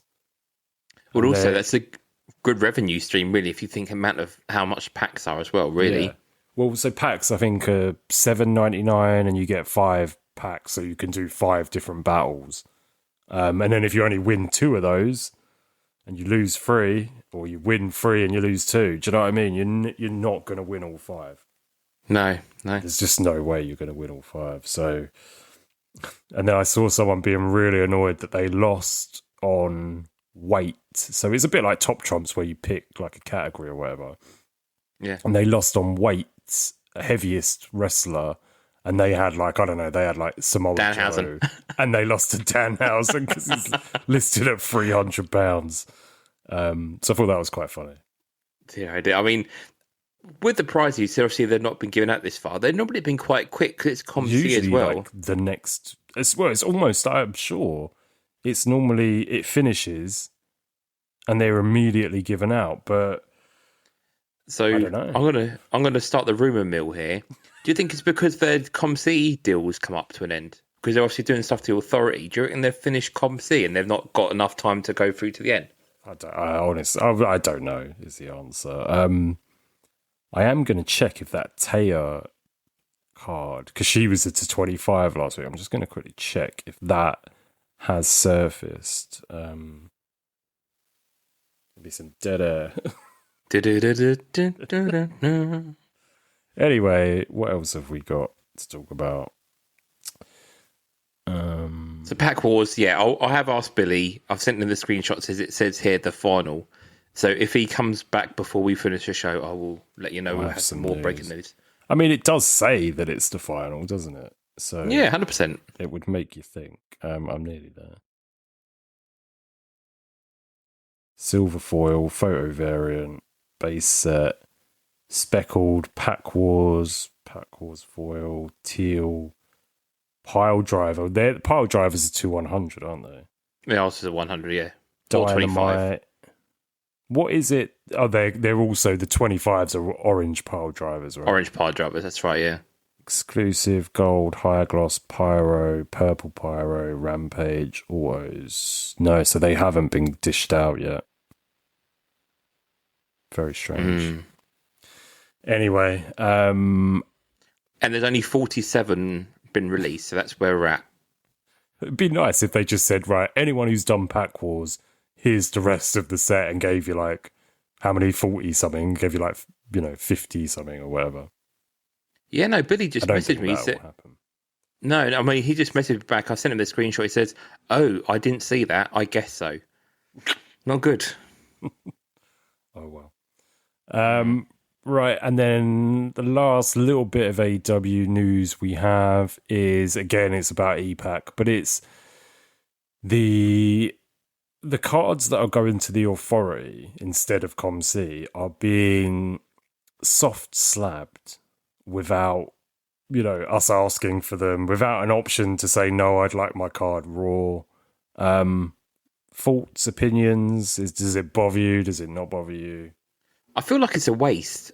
I do think not everything has to be put into it. Well, it's plastic waste, but also it's an expense. They've got to make that money up somewhere, and that will probably end up being in my shipping cost when I decide to ship. Well, this when it comes to weight of items. Yeah, that's exactly where I was going to. The fact is we have to ship it over from America, and it's way heavier in a slab. If I'm shipping 100 cards in top loaders versus 100 cards in slabs, it's a lot heavier. Yeah, 100%. Yeah, and you think a box how top loaders are it's a lot heavier than doing a load of penny sleeve stuff, isn't it? So this is happening to take new arrivals, for example. When you get a 25 or a 10 or an auto, you can't send them home straight away, but then after X amount of months you can then send them home, and that is when they're available to be sent home is when they're then appearing in your account in a slab. So I'm just going to have a quick look. So the golds are not. The golds are still just cards. But yeah, the 25s, the reds. All the faces are in slabs. Yep. Faces is the same. And then, the 10s and the autos. So it would be nice to have been given an option. Do you want this put in a slab? Yes, no, for each card. Because, I just wouldn't have done it. No, I don't think I would either. And I've also not, because I'm holding out for achievements and what I'm collecting from them this year as well. I haven't moved anything over there, so I haven't really got much knowledge of kind of their process, really. At the moment, I've put money in my Authority account because you have to top it up before you even open. They validate your address and you have to say, hi, my name is Jamie on a video screen and stuff. Oh, I didn't have to. I had to authenticate that I was who I was. So I did open it up a long while ago, though. So I've done all that kind of stuff. But I'm not quite sold on the way it looks. But it also acts very much like EPACs. I don't know if Authority are part of Upper Deck or is there some kind of link with them. But the way it's like the transfer all items looks and how it sorts back and forth is all very EPAC-y. So I'm hoping it will be quite seamless once it gets going. But we'll see. But I don't like this PSA slab type thing. It irritates me. If they're gonna, that's it. We're just gonna crack them. But if it was a PSA slab, then we'd be talking. Do you know what I mean? Because then you're adding value. This is not adding any value, in my opinion, to your card. No, not at all. Just adding weight. We shall see. Maybe they'll stop it, but I just think an option when it's it's your card. It's not their card. It's yours. So it's yours. You should get to pick if you want it in a slab or if you don't want it in a slab. Billy said he's going to take a look and find out for me. So we'll see what he comes back with. Cool. Before we move over to the next bit, I just wanted to touch on Leaf Metal Ring Kings really quickly. Metal Hero Legends of the Ring Kings. Yep. Wrestling Ring Kings Metal Heroes. So we said on the show last time around that we would probably get a case for this because we love the checklist. We love what was coming through it. a couple of people would have messaged and said, "Oh, I'll get in on the case. I'll get into that." We're not going to do a case Then now. we saw the price. So it's going to be at £280 a box, and okay, there is chances of getting Andres and like these kind of nice chases. For me, it doesn't. If it was like the Blasters, like Heroes of Wrestling, I would take more of a punt on it. But they I'm worked out at like 20 quid each or something, didn't they? When we bought the case, they were about 20 quid each. I would like to open a box of this, one box. But I would too. Not a case, I don't think. And yeah, like having the cut autos in there is always, a good thing. But I think case at 280 might be a little bit much. It is a little much. And again, the price land for this just after we recorded last time round, so we were just out of the loop a little bit. But if you did want to get a case, so a 10-box case on Dave Adams is just over £3,000. So yeah, and also a box on Dave Adams EU is £300. So I could get a case of Slam Attacks Chrome, which is 16 boxes for less than that. There you go. So that's probably what I would do. But yeah, I mean, it's still quite good. I mean, you are going to get guaranteed multi-signed cards per case, and you're also going to get one on-card auto from various people. So yeah, definitely worthwhile if you're a fan. But yeah, we are no longer going to get a case. It's way too rich for our money for what it is. Yeah, so maybe not. It might be a good Breakers product though. I was just thinking, yeah, we're going to see it in breaks, and it'll be something a little bit different to what we have been seeing in Topps and Upper Deck. Yeah, cool, nice. That kind of sums up our news. Cool. So we'll go over to a little segment. We're going to do this like every episode, but this one will be a lot longer than normal. Card show talk. So yeah, card shows. I mean, we alluded to it in the last episode. We were attending a show a few hours away, 3 hours drive away, in Brighton. And then we vended the 1 week later at the Milton Keynes card show. And I just wanted to start off by saying a massive thank you to yourself, Jamie, for all your help. It's a pleasure, man. And your company. And to Dave for coming and helping out. We know Dave doesn't like card shows. He's not a big card show guy. He was dragged to shows as a kid, antique shows and things like that. So I can understand his gripe with it. But it was really good to have him there with us, and to have the whole podcast behind one table was cool. It's really cool. Even though Dave was giving Jamie mad anxiety the whole time with his pints. Because Dave had like pints of beer, obviously, all the time, and he was just putting them wherever, which, and he didn't spill them. He didn't spill them. But fuck, Jamie, you were like... I was so nervous. You were so on edge. I mean, just before we go into the MK show, I think the Brighton show again is a kind of a social, just to kind of go round. Yeah, it's really interesting, especially because we're quite new on the vending side of things, with just how these things work. I think timing is key, and I do feel like with the Brighton show, there was definitely, because it was a Champions League final, it was very, very hot. And talking to vendors on the day, they really struggled with kind of the smaller crowds coming in through the door.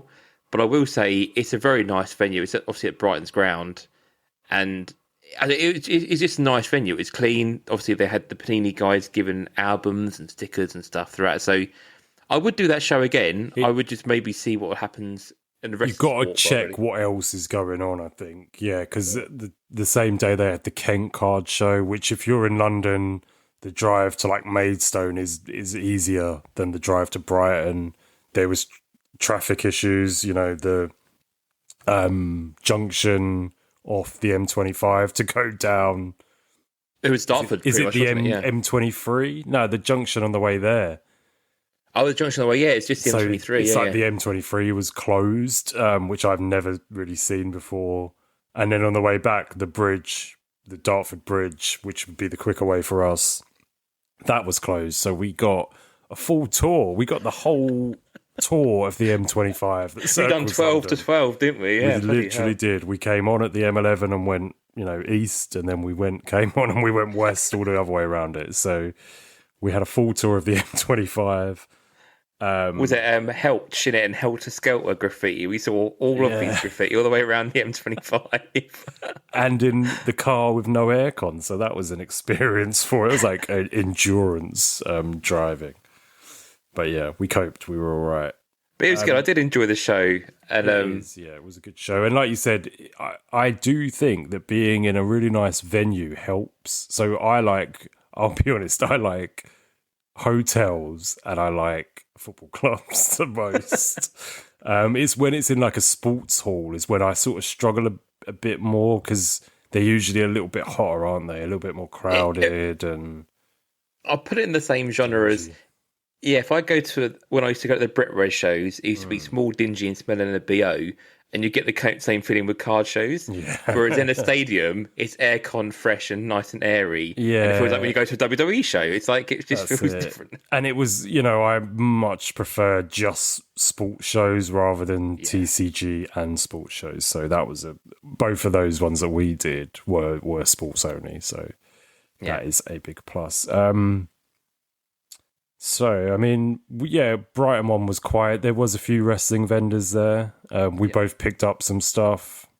We had a good day. Any more thoughts on Brighton show? Yeah, I know. I mean, there was really a few people we spoke to. So we spent some time with Aces, Aces, Charlie, yeah. So I went over there and done a trade for my Roman auto and just upgraded to another Roman he had in the cabinet. So done a bit of part cash, part trade on that, which was pretty nice. And it was nice to kind of take some stuff down there. Who was doing the other wrestling? I can't remember the guy's name now. There was Deeks. Deeks, that's it. Deeks was down there.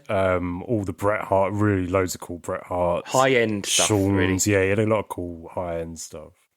I had a binder to go through, which was all wrestling, which is nice to flip through singles with Deeks. I do have a regret with that, though, that I don't know how I forgot, but I was like, I'm going to go back there before we leave and buy at least like a Bret Hart. And I just forgot and was like, yeah, let's go. It's fine. Dude. So he had a zebra and he had 2 golds that I was going to make him an offer on. So I might slide in his DMs at some point and see if I can get a deal done for them if he's still got them. Yeah, I mean, I'm sure he would. I mean, I did say to him I'd reach out to him on that HBK and I haven't as of yet. So, but yeah, it's good. And obviously, Riptide was there as well at Brighton with these bits and pieces. So, had some luck from him. He had some packs in his sort of individual packs. Yeah. And pulled a Willet Utah SP auto from Metal 2023. So, not a bad return on a £4 pack, and it just shows obviously how honest those guys are. Like they're not searching boxes and putting them in. Like they are literally just opening a box and putting them into the show. I said that tail end of last year when I went to this same show, the Brighton show, and I went with Sam, and I picked up a Series 1 pack, and it had a relic in it, and I was like, nice. I was sure, like I didn't know Riptide, the guys there at that point, and I was like, surely these are going to, like, you're going to at least weigh the one to find the relic because they all had at least one relic. But no, it's stand-up guys, they don't do that. So, well, also the hobbies, they always fell in the same place, didn't they? Weren't they always on the top 2 packs? Yeah, it was like the top 2 on the left or something like that, wasn't it? So, yeah, I mean, kudos to him because it's also quite nice, especially when you get twitchy at a card show and you just want to rip a pack or something. It was nice to know that actually there's some good stuff in there. So, yeah, really, really cool. So I did enjoy the Brighton show for a day out. As you said, the traffic hindered it there a little bit, but I think just generally competition on a day, I think having so much within an area, and we do know obviously like there was a Yorkshire card show, I think, so people going a bit further afield was a larger show, but a lot of the big stores were going up there rather than doing local ones. So Brighton, yeah, that's it. Yeah, I mean, you had Yorkshire show, Kent show, and Brighton show all on one day. So yeah, that sucked a little. But it was still a good time. It's a good day out. Yeah. Shall we talk a little bit more about the MK show? Yeah, MK show and no spilled pints. Let's go back to that topic. Yeah. I really liked that show. I thought again the venue was really nice. And it just seemed like from a vendor's perspective, it just seemed like quite well organised. Yeah, have you been there since it's been a new venue at all? No, I've been to the old venue, which was a sports hall, which was very hot and cramped, and I didn't really enjoy it. But yeah, this venue is 20 times better. But what I mean is like he'd taken the time, Mark, this is the organizer, to ask, each vendor what they're selling so that he could then put them in with the other people, which made our lives 10 times easier. If you had someone looking specifically for wrestling, they had us. And then the other side, they had Riptide, who were like basically the two main wrestling only, I would say. There were other people. There was SK and there was Paddy and card sales there that had wrestling, but they're predominantly going to be football. And you know what? And it was great as well as like a person looking round as well, because like we had us guys who were doing like wrestling. The guys next to us and the next couple of tables were mainly basketball. Yeah. And then we had like some soccer guys. And it was actually quite nice. Actually, you could spend time at each one knowing you didn't miss any wrestling or anything on those tables. Yeah. They may have had a little bit, but primarily they had their sports. And then the other room was pretty much all the sealed wax guys. So you kind of, like you said, had SK doing sealed wax and all the different guys. So yeah, I really enjoyed the layout. And like you said, the getting in was easy. So we pulled up. So we knew the loading area was shut at 9. We got there just before 9. Like 10 to 9. 10 to 9. But we were like walk straight in with a trolley. Yeah, who are you? Yeah, and you come. Table was done. And we were sorted at 9:15, coffees in hand, ready to go, waiting for the 10 o'clock openers coming in. So dead simple. And I say a really cool venue. They had like some Sunday League guys had hired it out for their like end of season playoffs. So throughout the day we had like some football matches going on on the pitch as well. Behind us, yeah. Like literally a window behind us, and we could just watch the football if we wanted to. Yeah, it was really, really good stuff. And like I say, getting in there was really easy. So I think just alluding to, I know we joke about obviously drinks around the table. That does make me a little bit nervous with the bar where it is. I know no one was going daft, but there's a lot of valuable cards, and I was surprised we hadn't heard throughout the day that someone bumped into somebody or sparring a pint out of the hand. I bet it happened somewhere. Yeah. But yeah. I was keeping an eye on Dave anyway. Yeah. No, I'm not worried about Dave. It just makes you laugh. Like, that would happen. Like, I'm a clumsy bugger, and you like kind of spin it. Oh, sorry, mate. You're looking in the same box or something, or elbow somebody by accident. That might be an idea that you say something like, okay, obviously you can drink, but drinks stay at the bar. Yeah. Do you know what I mean? Or like something like that. So or bottles or something. Bottles, yeah. I would have been worried if it was anyone else. Like if we'd had a customer come up and like, maybe you did have a few moments. He smashed a Coke glass, I think, at one point. But no one like came up to the table with a drink. No. One guy came up and he asked, to be fair, he was like, can I put my, Zion case on your case, showcase? And I was like, yeah, go for it. But I could see David literally just been moaning about people doing that, and then literally like the next guy fucking did it. Done it. And I was just like, yeah, it's fine. And he was like, I could see him fucking steaming, and then the geezer didn't even look at any of my stuff and just walked off. And I was like, oh, great. I thought he would at least like have a quick look at the showcase out of pity or something, but no, maybe not. There were some good people bringing some stuff around. I guess the main takeaway I did for the day as well, that what Mark did by promoting everyone's stalls and kind of said what they were doing, I think definitely helped us, because there was one guy who was Cambridge based, who seeked us out. He said, I only came here because I knew you guys were here. You were Cambridge. Yeah, and then they're the ones who'd said, was that the couple, sorry? Yeah, the couple, yeah. So the American couple, they'd been Dutch, didn't they? They'd walked around and been looking for us, and then they only noticed us because of my Rumble shirt, wasn't it, you had on? No, it was the mats. I have my the mats, the breaking mats, I guess they're called, that I use for YouTube. They said they spotted that and then was like, oh, this is a. So yeah, I think I know I said it last time. I need a sign. I probably will get a sign before the next one. But yeah, loads of people going around doing trades. I did some good trades. You did at least one trade. I've done a trade, with that guy.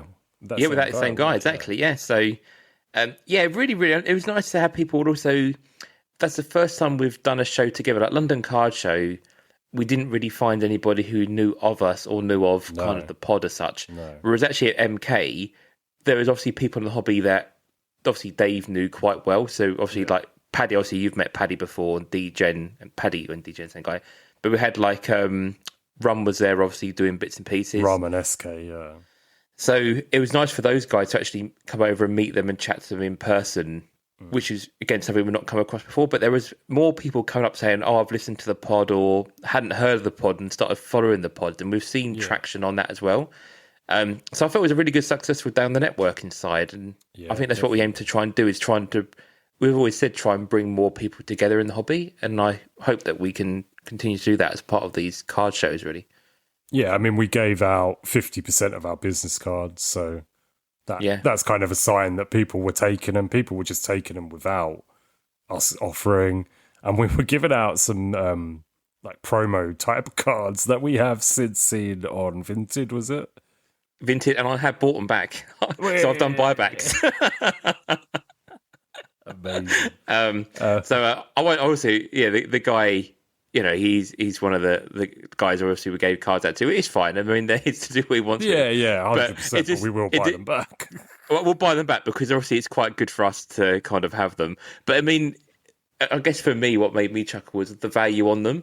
And you kind of think, that's not a bad price you sold them for. And obviously I paid the price for them. But, you know, it's quite nice because in some ways that's helped us out advertising wise, because the amount of people who would have checked it on Vinted helps us as well. So I've got no issue with that, you know, but I bought them back because it's good for us to, maybe we'll sign them and call them SCR buybacks and put them in kind of the Series 2 sets at some point. So it is cool. Yeah, it's good. I mean, we did trades. I paid cash for quite a few cards as well, so I was buying cards. I bought a buyback for a tenner as well. Nice. I'll say, I mean, have you got anything else? Yeah, I mean, it did make me, so on the day at MK, I mean, this will make me chuckle. I had to try and explain the situation to Abby when I come back home. And I was like, kind of what we were trying to allude to for the day. But obviously a guy there hit the Thierry Henry 101 Superfractor auto at the Arsenal box. Yeah. And he was ripping his box in front of the cameras. But it turned into like Willy Wonka and the Chocolate Factory. It turned into a bit like where Charlie Bucket gets his golden ticket and everyone was swarming around this poor guy. And I was like, and it just felt to me like, I just want to go to goes, run all the way home. Don't talk to anybody. It's like holding up the Thierry Henry auto in his hand. I would have laughed if he looked at you like, what? Oh dear. But the poor fucker was being swarmed. Like he was nearly in tears. He was shaking. But we had like all the like influencers were like, oh, can I do videos? Doing videos here. Then there was a grading company next to that table who was like, oh, we'll clean it straight away. We'll do it publicity and send it off for PSA.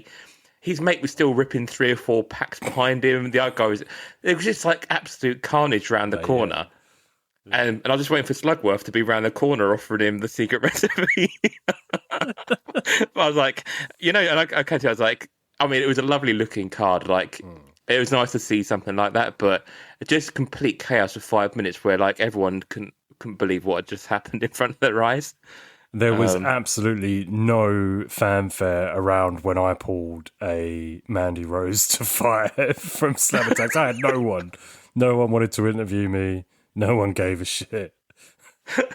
I slow rolled it as well, and obviously I knew it was a woman's card, and I saw. He's always red, didn't you? I saw blonde hair.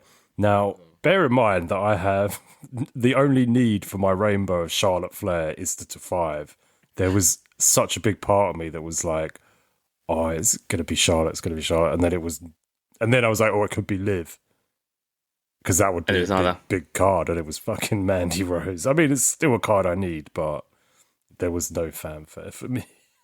We did do some good ripping, though. I mean, your Sam Tax Crime obviously was a good box. That was a good box, yeah. Dave done a cricket box and got a 5 to 10 and an auto, didn't he, in his cricket box? Yeah, that's it. We did the 2013 Slam Attacks packs, and we got Roman and Paige. We had a God pack, didn't we? Yeah, we got like Roman, the Shield, Charlotte Flair, or something like that. Yeah, it did. Yeah, all the big hits, all the rookies. So, yeah. I mean, I still can't figure out the configuration of those Slam Attack packs because we were playing Slam Attacks doing them, and we ended up. I had a load more cards than you did. Do you know what I think that is? Because I then opened all of the other ones the other day, yesterday, And a lot of the packs have like, some packs it'll just be wrestlers, and then other packs, like this pack I opened had like 2 pay-per-views, so it's just like the pay-per-view sign, like WrestleMania, SummerSlam. And then I got like a pack that had like 3 or 4 weapons in it. It was like brass knuckles, fire extinguisher. Like filler. Yeah, a bunch of shit. So I think that was the issue that we were having. Okay. But yeah, we did open quite a bit. You opened a blaster. I opened the Slam Attacks Chrome and the Slam Attacks packs. I was tempted to buy like a hobby box or something, but then I just feel like that's your whole day's money pretty much like gone. So I've refrained from buying anything really. If you hadn't had the Cosmic Chrome box come in that weekend, would you got a Cosmic Chrome box there? Potentially, because the resale people were doing, there was boxes for like $240, so it's only 20 quid more than retail. So yeah, I might have done, but yeah, knowing that I had a bunch of sealed product at home, kind of, yeah, and I wanted to make money, essentially. Fine. I had the biggest compliment I could have ever imagined, and it literally made my whole day. I don't know if you heard it or not, but a guy came up and he'd looked through all the boxes and that, and he did buy a few cards. And he said, kudos on your boxes because they're all alpha and they're all like, you know, all the AJ Styles are together, all the Asukas are together. And I was like, you don't even know what that means to me. I'm like almost crying. Well, he said that because he said he would just, if he wanted a name, he would just buy the whole bundle sort of thing of that person. Yeah, I mean, that's what you want. Those, like, you changed your scheme from the last show because you just had done A to Z and you kind of separated relics from autos, but you've mixed it. Yeah, so that's what I've got now is A to Z and then autos and relics separately.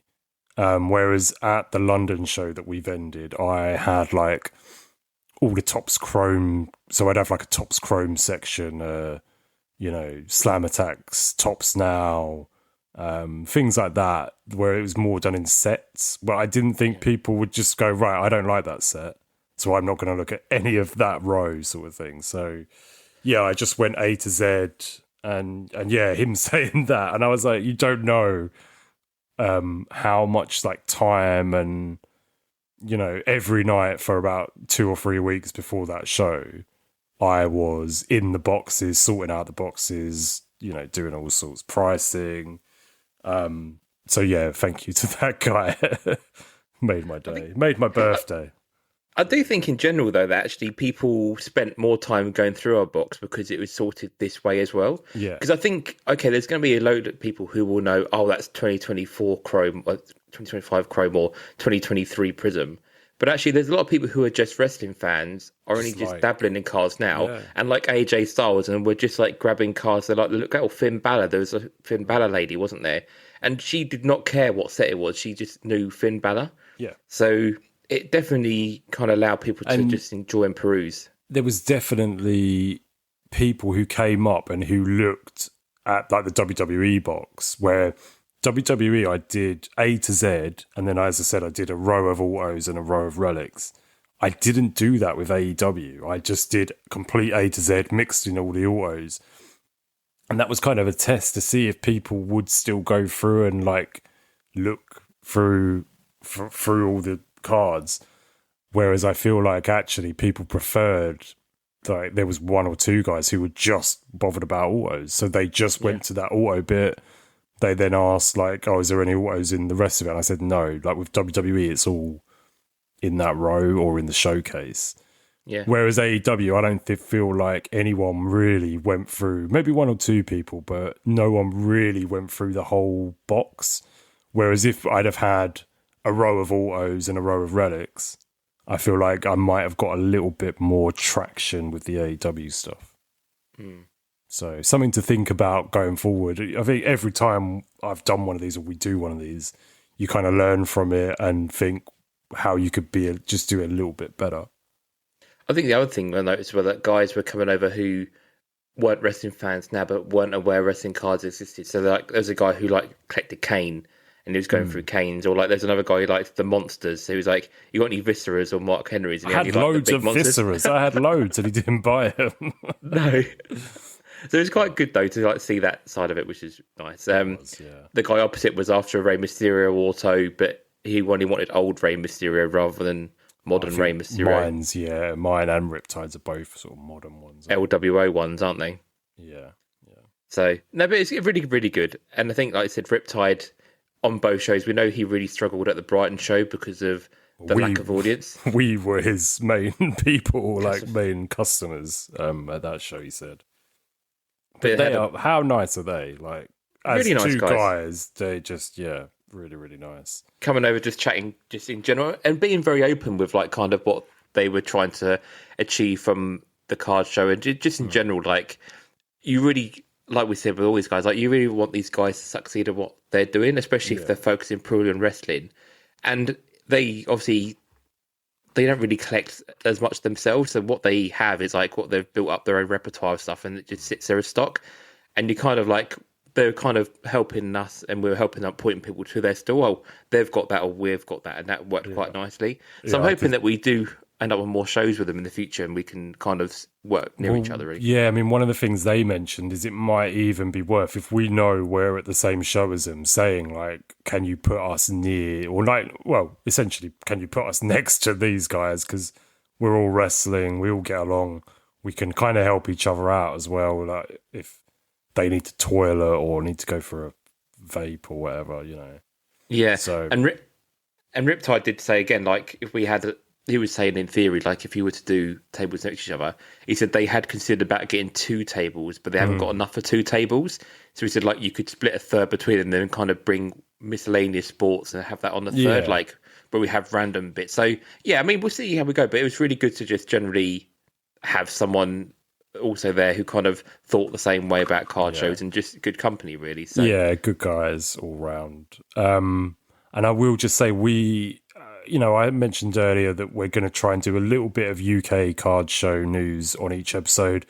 Some weeks that might be 1 minute long. Do you know what I mean? It might just be mentioning, one person. So we did say we'd mention that they are vending at the Twickenham show. There is no date set for it. I think the date's been moved around a little bit. But again, they'll be there selling wrestling. And it's done by the same guys who did the Brighton show, the Intersport Paradiso guys, Fora. So it should be, again, a good show, well run. And yeah, the Riptide guys will be there. So again, if I can, I'm probably going to go to that one as a buyer.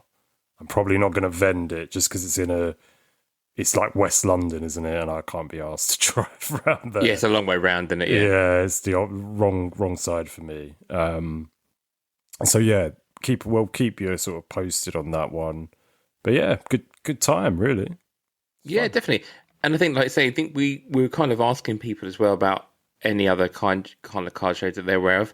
There are a few local ones which I think are more TCG based, so probably won't mention those on here as such, but there was a guy who, again, was Cambridge-based and said that there was a card show coming up in St Ives at the Burgess Hall. Now, I have tried to find some information because he thought it was only a sports card show, and he said he had a table.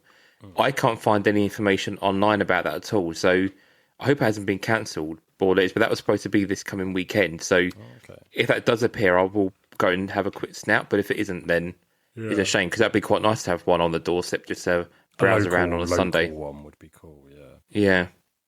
But yeah, no, all good. Cool. And that's pretty much it for card shows. I will just last thing. I love them. If I had like a local card show that went on every couple of weeks, I would go every couple of weeks, I think. So there we go. Should we do some purchases before we head off? We'll start with yourself, Jamie. What you been buying? Yeah, so I'm still going through and closing out some checklisty bits, really, more than anything. So I did pick up a main features green. So I picked up the Matt Jackson, appeared on Compsy. So I got the green to 199, so that's another one off the list. And also picked up another Colour Flow achievement for the 2024 set. So I got the Cash Wheeler on Compsy there as well, which is a nice little addition. So not a great deal on the ComC side of life. On the eBay bits and pieces, so I did pick up a bit of a deal actually. Someone was selling a double auction, I'll say a double listing of the Topps Chrome. Is it namesakes? I think it's what it's called, isn't it? What they actually call it. So I picked up the two rocks. I got the If You Smell and Jabroni. A bit of a mess of a listing. I don't quite know how I come across it, but I will just read what it actually says here. So the title on eBay was Topps 2023 WWE Trick Williams PTR 2 PSA 9 Jabroni 2-card lot. So You're such a jabroni. It's a jabroni. So it's a Trick Williams 2023. It's just the whole thing is a mess.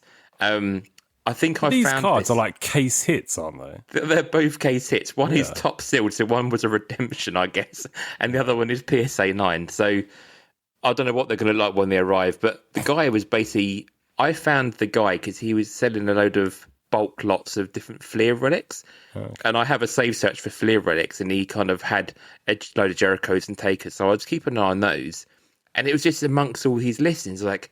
That's so weird, but I don't know where Trick Williams came from it, or I would Jabroni. laugh if you got Japaroni. Japaroni. If you imagine you get a Trick Williams PSA 9 and a piece of paper that says Chaproni on it. Well, I mean, the listing does make sense. Yeah, but, it would be like, well, that's what it says it is. So, Canada are going to score. Oh, that's got to be a goal. It's in. No, it's not. It hit the underside of the crossbar and went back out. So, I mean, that's my big purchase. Sorry. So that's fine. So yeah, that was like one of my bigger purchases this week. But I will probably look to move those on anyway. It was so good to just what a mad listing title that was. Do you feel like divulging how much you paid or not really? Feel free to say not really. You know, I mean, I don't know if that's a good or a bad thing. I mean, I'm happy to. So I paid $125 for the pair. I think that's pretty good, yeah. Which is pretty good. I mean, I'm not going to complain that at all. It's whether or not it turns up and it is what we expect it to be. Yeah, that's going to be the real... But yeah, I mean, for me personally, this is something that I'll be looking at doing a flip with because... Yeah. I mean, I might fall in love with them when they arrive, but yeah, I'll probably flip these. But it's weird that I was looking for Fleer relics and the guy still has a good selection of like multicolour Fleer relics, but he has actually now bundled them all into one lot rather than separate. And that's actually starting quite good as well. So I might send that your way, Chris, to see if you fancy putting a bid in for those. So yeah, send it over. I like to look at least. You saw me looking at my 700 Flair cards the other day. I did decide that I wouldn't go for that. Fair enough. I just think that they'd take those ones because they were just like normal. They weren't relics or anything. They were just normal cards. I think most of them would just sit and not do anything. So. No, fair enough. I mean, this lot, if it goes for what it goes for, that would probably be a nice option there as well, to be fair. Yeah. But yeah, Japaroni is on its way. So, I mean, that'll be a nice little one to move on from that side. On the other bits and pieces, like I said, EPAC mentioned that. We picked that up. I did do a nice bit of a Facebook purchase today. A guy was selling some match day moment achievements. I picked up just a 10 Hangman Page. I saw that. $14, Jamie. Yeah, but he's ATP. So it was 10 quid. Oh, nice. So even though there's no 99 cents fees, I said, are you based in the UK? Because that's what it came up on PayPal. I was like, yeah, I'm UK based. I was like, well, mate, I'll just pay you a tenner. Like, don't worry about doing it into dollars. And I just done it as friends and family. I mean, a nice bit of dealage on that. I'm quite happy with that one. So, yeah, all good. Picking up some bargains, but it's 2023 Trick Williams Japaronis listing of the year for me, mate. Jesus. Nice. Right. If you smell what the trick is cooking. Whoop that japroni. Anyway, right, I'll do mine. I haven't got too much here. Obviously, I bought a lot of sealed wax the week before, which I've now opened all of. But let's start off. So Dave helped me. He doesn't know that he helped me. But he helped me. The Long Lost Prez helped with completing an achievement. It was quite a hard one as well. It was the 2024 AW Pyro. So it's the 100 card base set, but in the Pyro parallel, which you don't get one per pack. You get maybe like 2 or 3 per box. So they're not, massively easy to hit. So he unbeknowingly traded me Daniel Garcia and Sammy Guevara for 4 Satnam Singhs that he didn't. We've done a good trade there. Nice. Very clean. I just send all of my Satnams. I hit like a gold, the gold playing cards. Okay, I hit one of them the other day and sent that to Dave. So yeah. But the achievement was you got some fancy Hikaru Shida card as the achievement. It looks like it should be thick card stock, but I've got a bad feeling that it's not. So we'll see when I get it in hand. Staying with EPAC, Jamie, you mentioned a minute ago, you got some of the match dated moment numbered cards. I also got some of those today. Different geezer, though. I got them from Mike Roth. Mike Roth. I did see that, actually, a couple of hours ago. $5 a piece. You can't argue with that. I'm trying to pick them up when I can, so I grabbed, I think it was like The Edge and Cope, someone else from this week, and then 2 of the ones from the last time as well. So I think I'm quite close to having all of the greens. But again, it will be something that I try and pick up as and when. I mean, let's talk quickly about Mike Roth. I thought he was getting out of the hobby. I thought he was binning off all his EPAC stuff, and he's still going ham on it. He just hasn't. He ain't stopped, does he? He's the king of EPAC, man. I'm sure you said last episode he was no longer spending money. He was getting frustrated with the amount of money he was spending. I think it was certain sets or something like that. I don't know. Okay. But anyway, he's still loving it. So he's the king of EPAC. Yeah. And then, obviously, I mentioned the Cosmic Chrome box. I didn't tell you. I know I mentioned it earlier. I didn't tell you that came out when I was swimming. No way. Well, it got the release. I saw it just before we went into swimming at Centre Parks. And I was like, fuck. I don't want to take my phone in. So I actually went to the toilet. A crafty wee. Mid-swim. I was like, get my phone and quickly order it.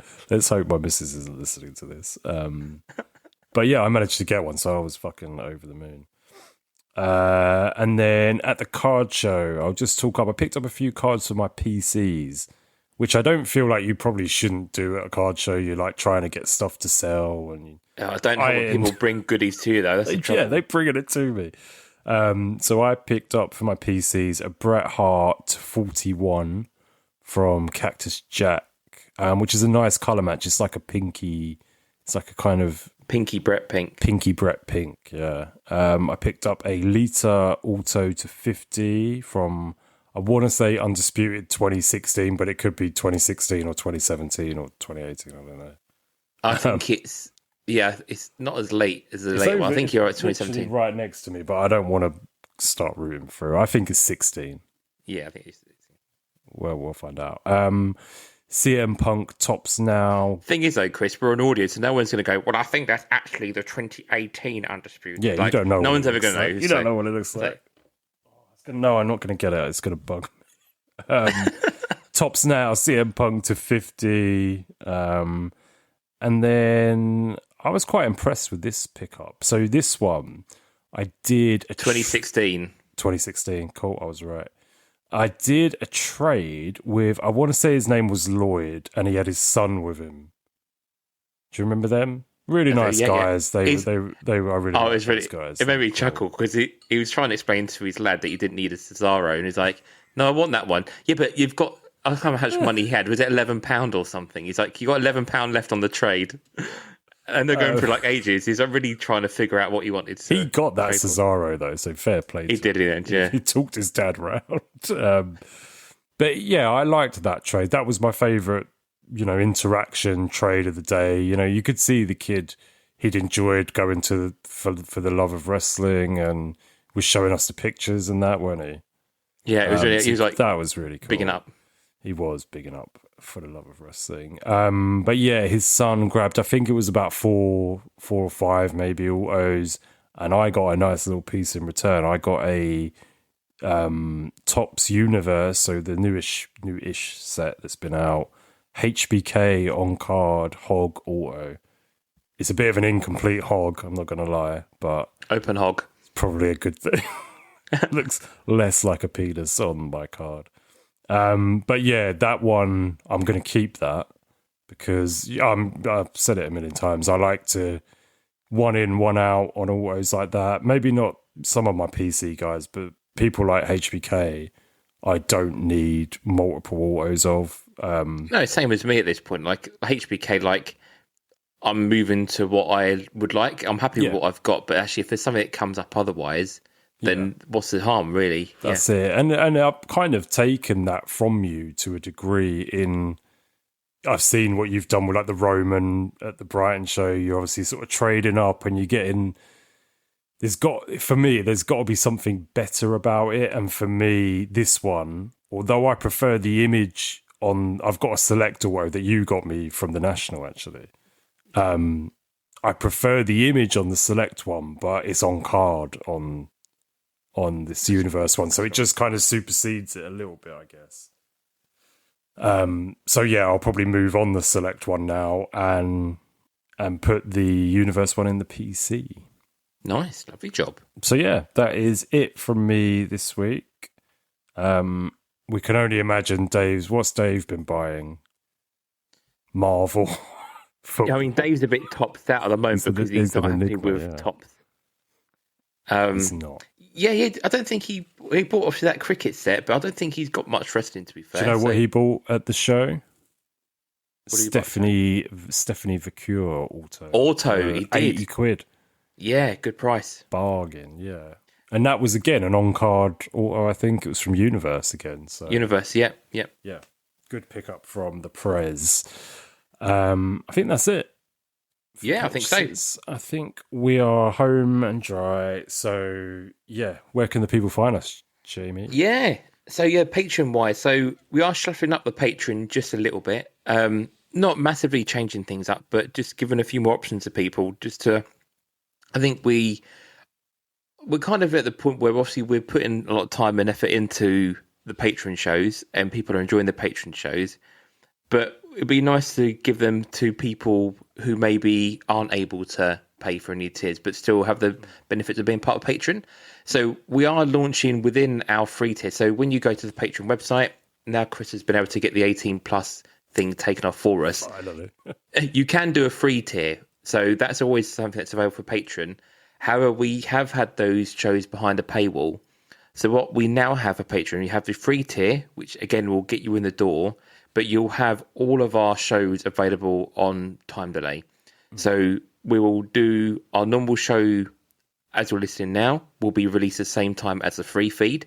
So again, if you listen to us on the early week on the free feed, you can actually sign up for the Patreon feed, get it the same day as you would on the normal Apple podcast feed. You can even add the Patreon into your Apple podcast feed. But the benefit of that free tier is you'll get all the squared roots, the retro reviews, SCR sessions, new set reviews, or any interviews. You'll get those 2 weeks later. So you won't get them as soon as the patrons, but you'll get them eventually, just to really give you that additional content. But also it means that you'll have that coming from a Patreon feed. Just because it's just something we're looking at doing something different, but also there are obviously costs with doing it the other way. So actually it makes life easier for us to have it all under Patreon potentially as another route. So if you didn't want to sign up, you have another option there for you. So that starts as of now. So we have got this week just dropped a session with the Extreme Gamer. So you may have seen him on Instagram and doing the Facebook rounds. He's very much a fan of physical media. He does lots of 90s, ECW, games, all that kind of side of things. But he's also done his own merch. So he's done the Channel 4 shirt. He's also doing a year 2000 box set, which is all the Channel 4 and Sky Sports live feeds that he's converted from video. So we had a session just sitting over an hour with him on Wednesday night, just kind of talked through at a high level all the things he's involved with, and just kind of talked a bit of late 90s nostalgia. So talked about beer adverts during WWF Channel 4, Heat when it was on Sundays, talked about playing old wrestling games. So really quite a nostalgic trick. We're talking about Choices Video and the perks of getting rental copies. Choices. So it was a really, really good like kind of 90s chat. So if you're a fan of that, that will be on the free feed in a couple of weeks. But if you are one of the paid members of the Patreon, if you want to get in the door, it's £4 a month for tier 1. As mentioned, you get all the bonus shows, plus the SCR session was recorded on Wednesday and dropped the same day. We also have got our set reviews. So me and Chris last month sat down and went through the latest top releases. We'll be very shortly probably doing the decades. I assume we'll be doing a breakdown review of decades now, which will be coming up very soon. Plus any other additional bonus shows, you'll get them as soon as they are recorded. And the turnaround of those are very quick. So, for example, we recorded the episode a couple of Fridays ago. We finished at 9:30 at night, and it was uploaded by 10:30, and it was all done and ready to go. So we are literally, as soon as we've recorded, we will get it up for you. So £4 gets you in the door. There's loads of episodes available, plus all the bonus shows. If you do want to become a top tier member, so again, this will get you in a little bit extra money a month, but you'll have all the benefits of the bonus shows, plus you will get our hardcore moments trading card set. So you'll be getting 3 cards every other month. And we are now coming up very soon for release number 2. Yeah. So we had a poll up on our Facebook page. So we asked the top tier patrons, vote for what you want to appear. We ended up with a WWF, a WWE, and a Japan. So we've got a mix of cards there. Should we reveal what ones we're going to do, or do you want it to be a surprise? So we're going to go for a Hardcore Holly. So we've got a great image of Hardcore Holly for the WWF. We've got a WWE, which should be Randy Orton with a thumbtacks in his back versus Cactus Jack. And the third image is going to be a Japan one. So it's going to be Terry Funk and Onita from the Exploding Barbed Wire Fire match from FMW. So 3 cards, again, with that same image. We'll put the previews up on our Facebook page so everyone can see. But they should be shipping out sort of late July. They should be available and coming over to Patreon. So look out for those. And if you want to get in the door for Patreon, now's the time to sign up and you'll get included on that second release. So yeah, as I mentioned, 3 tiers now available for Patreon. All have access to the shows, just different varying degrees of release date on them. If you do only subscribe to the free feed via Apple Podcasts or Spotify, you will only still get this single show. We won't be uploading those onto the other feeds. So to get the bonuses free, you have to become a patron. So that's the only caveat to that. But yeah, enjoy the content and hopefully people enjoy the Patreon from there. Sweet. And you've just unlocked a core memory of mine with Choice's video. When that shut down, I cleaned up in there. I was buying everything. Listen to the podcast then, mate. Yeah, listen to the pod. Cool. But yeah, mate, yeah, great talking. And yeah, we'll see you. I mean, hopefully we should have the Prez round for 104. He did say hopefully all his ailments should be all right, but we'll wait and see. Yeah. On my side of things, so as I said, I've had the Cosmic Chrome uploaded to YouTube recently. Coming up soon as well, I've opened a Bape box and the John Cena commemorative box at the same time, so that'll be up soon. I've done 2 boxes of Slam Attacks Chrome, and then, as I said earlier, I did the 2013 Slam Attacks packs as well. So there's plenty coming on my YouTube. Cambridge Trading Cards, eBay's the same name, Cambridge Trading Cards, and Instagram is all the same as well. Nice. I think we are all done. Happy days. Yeah, so 104 will be out in a few weeks. Yeah, hopefully the Prez will be back with us next time round. If not, it'll be me and Chris here with you again. 4-year anniversary. For the 4-year anniversary show. So yeah, I mean, we did obviously want to hear kind of messages or memories if you want to get involved, to leave us a voicemail. If you do, the link is in our Instagram bio. If not, we will kind of run through some favourite moments of the past 4 years. And yeah, we'll see you next time round, and we'll see how England have done in the World Cup so far in the group matches. Hope we're through. Oh, we'll see. All right, mate. Nice to catch you. I'll see you soon. All right, see bye. You later.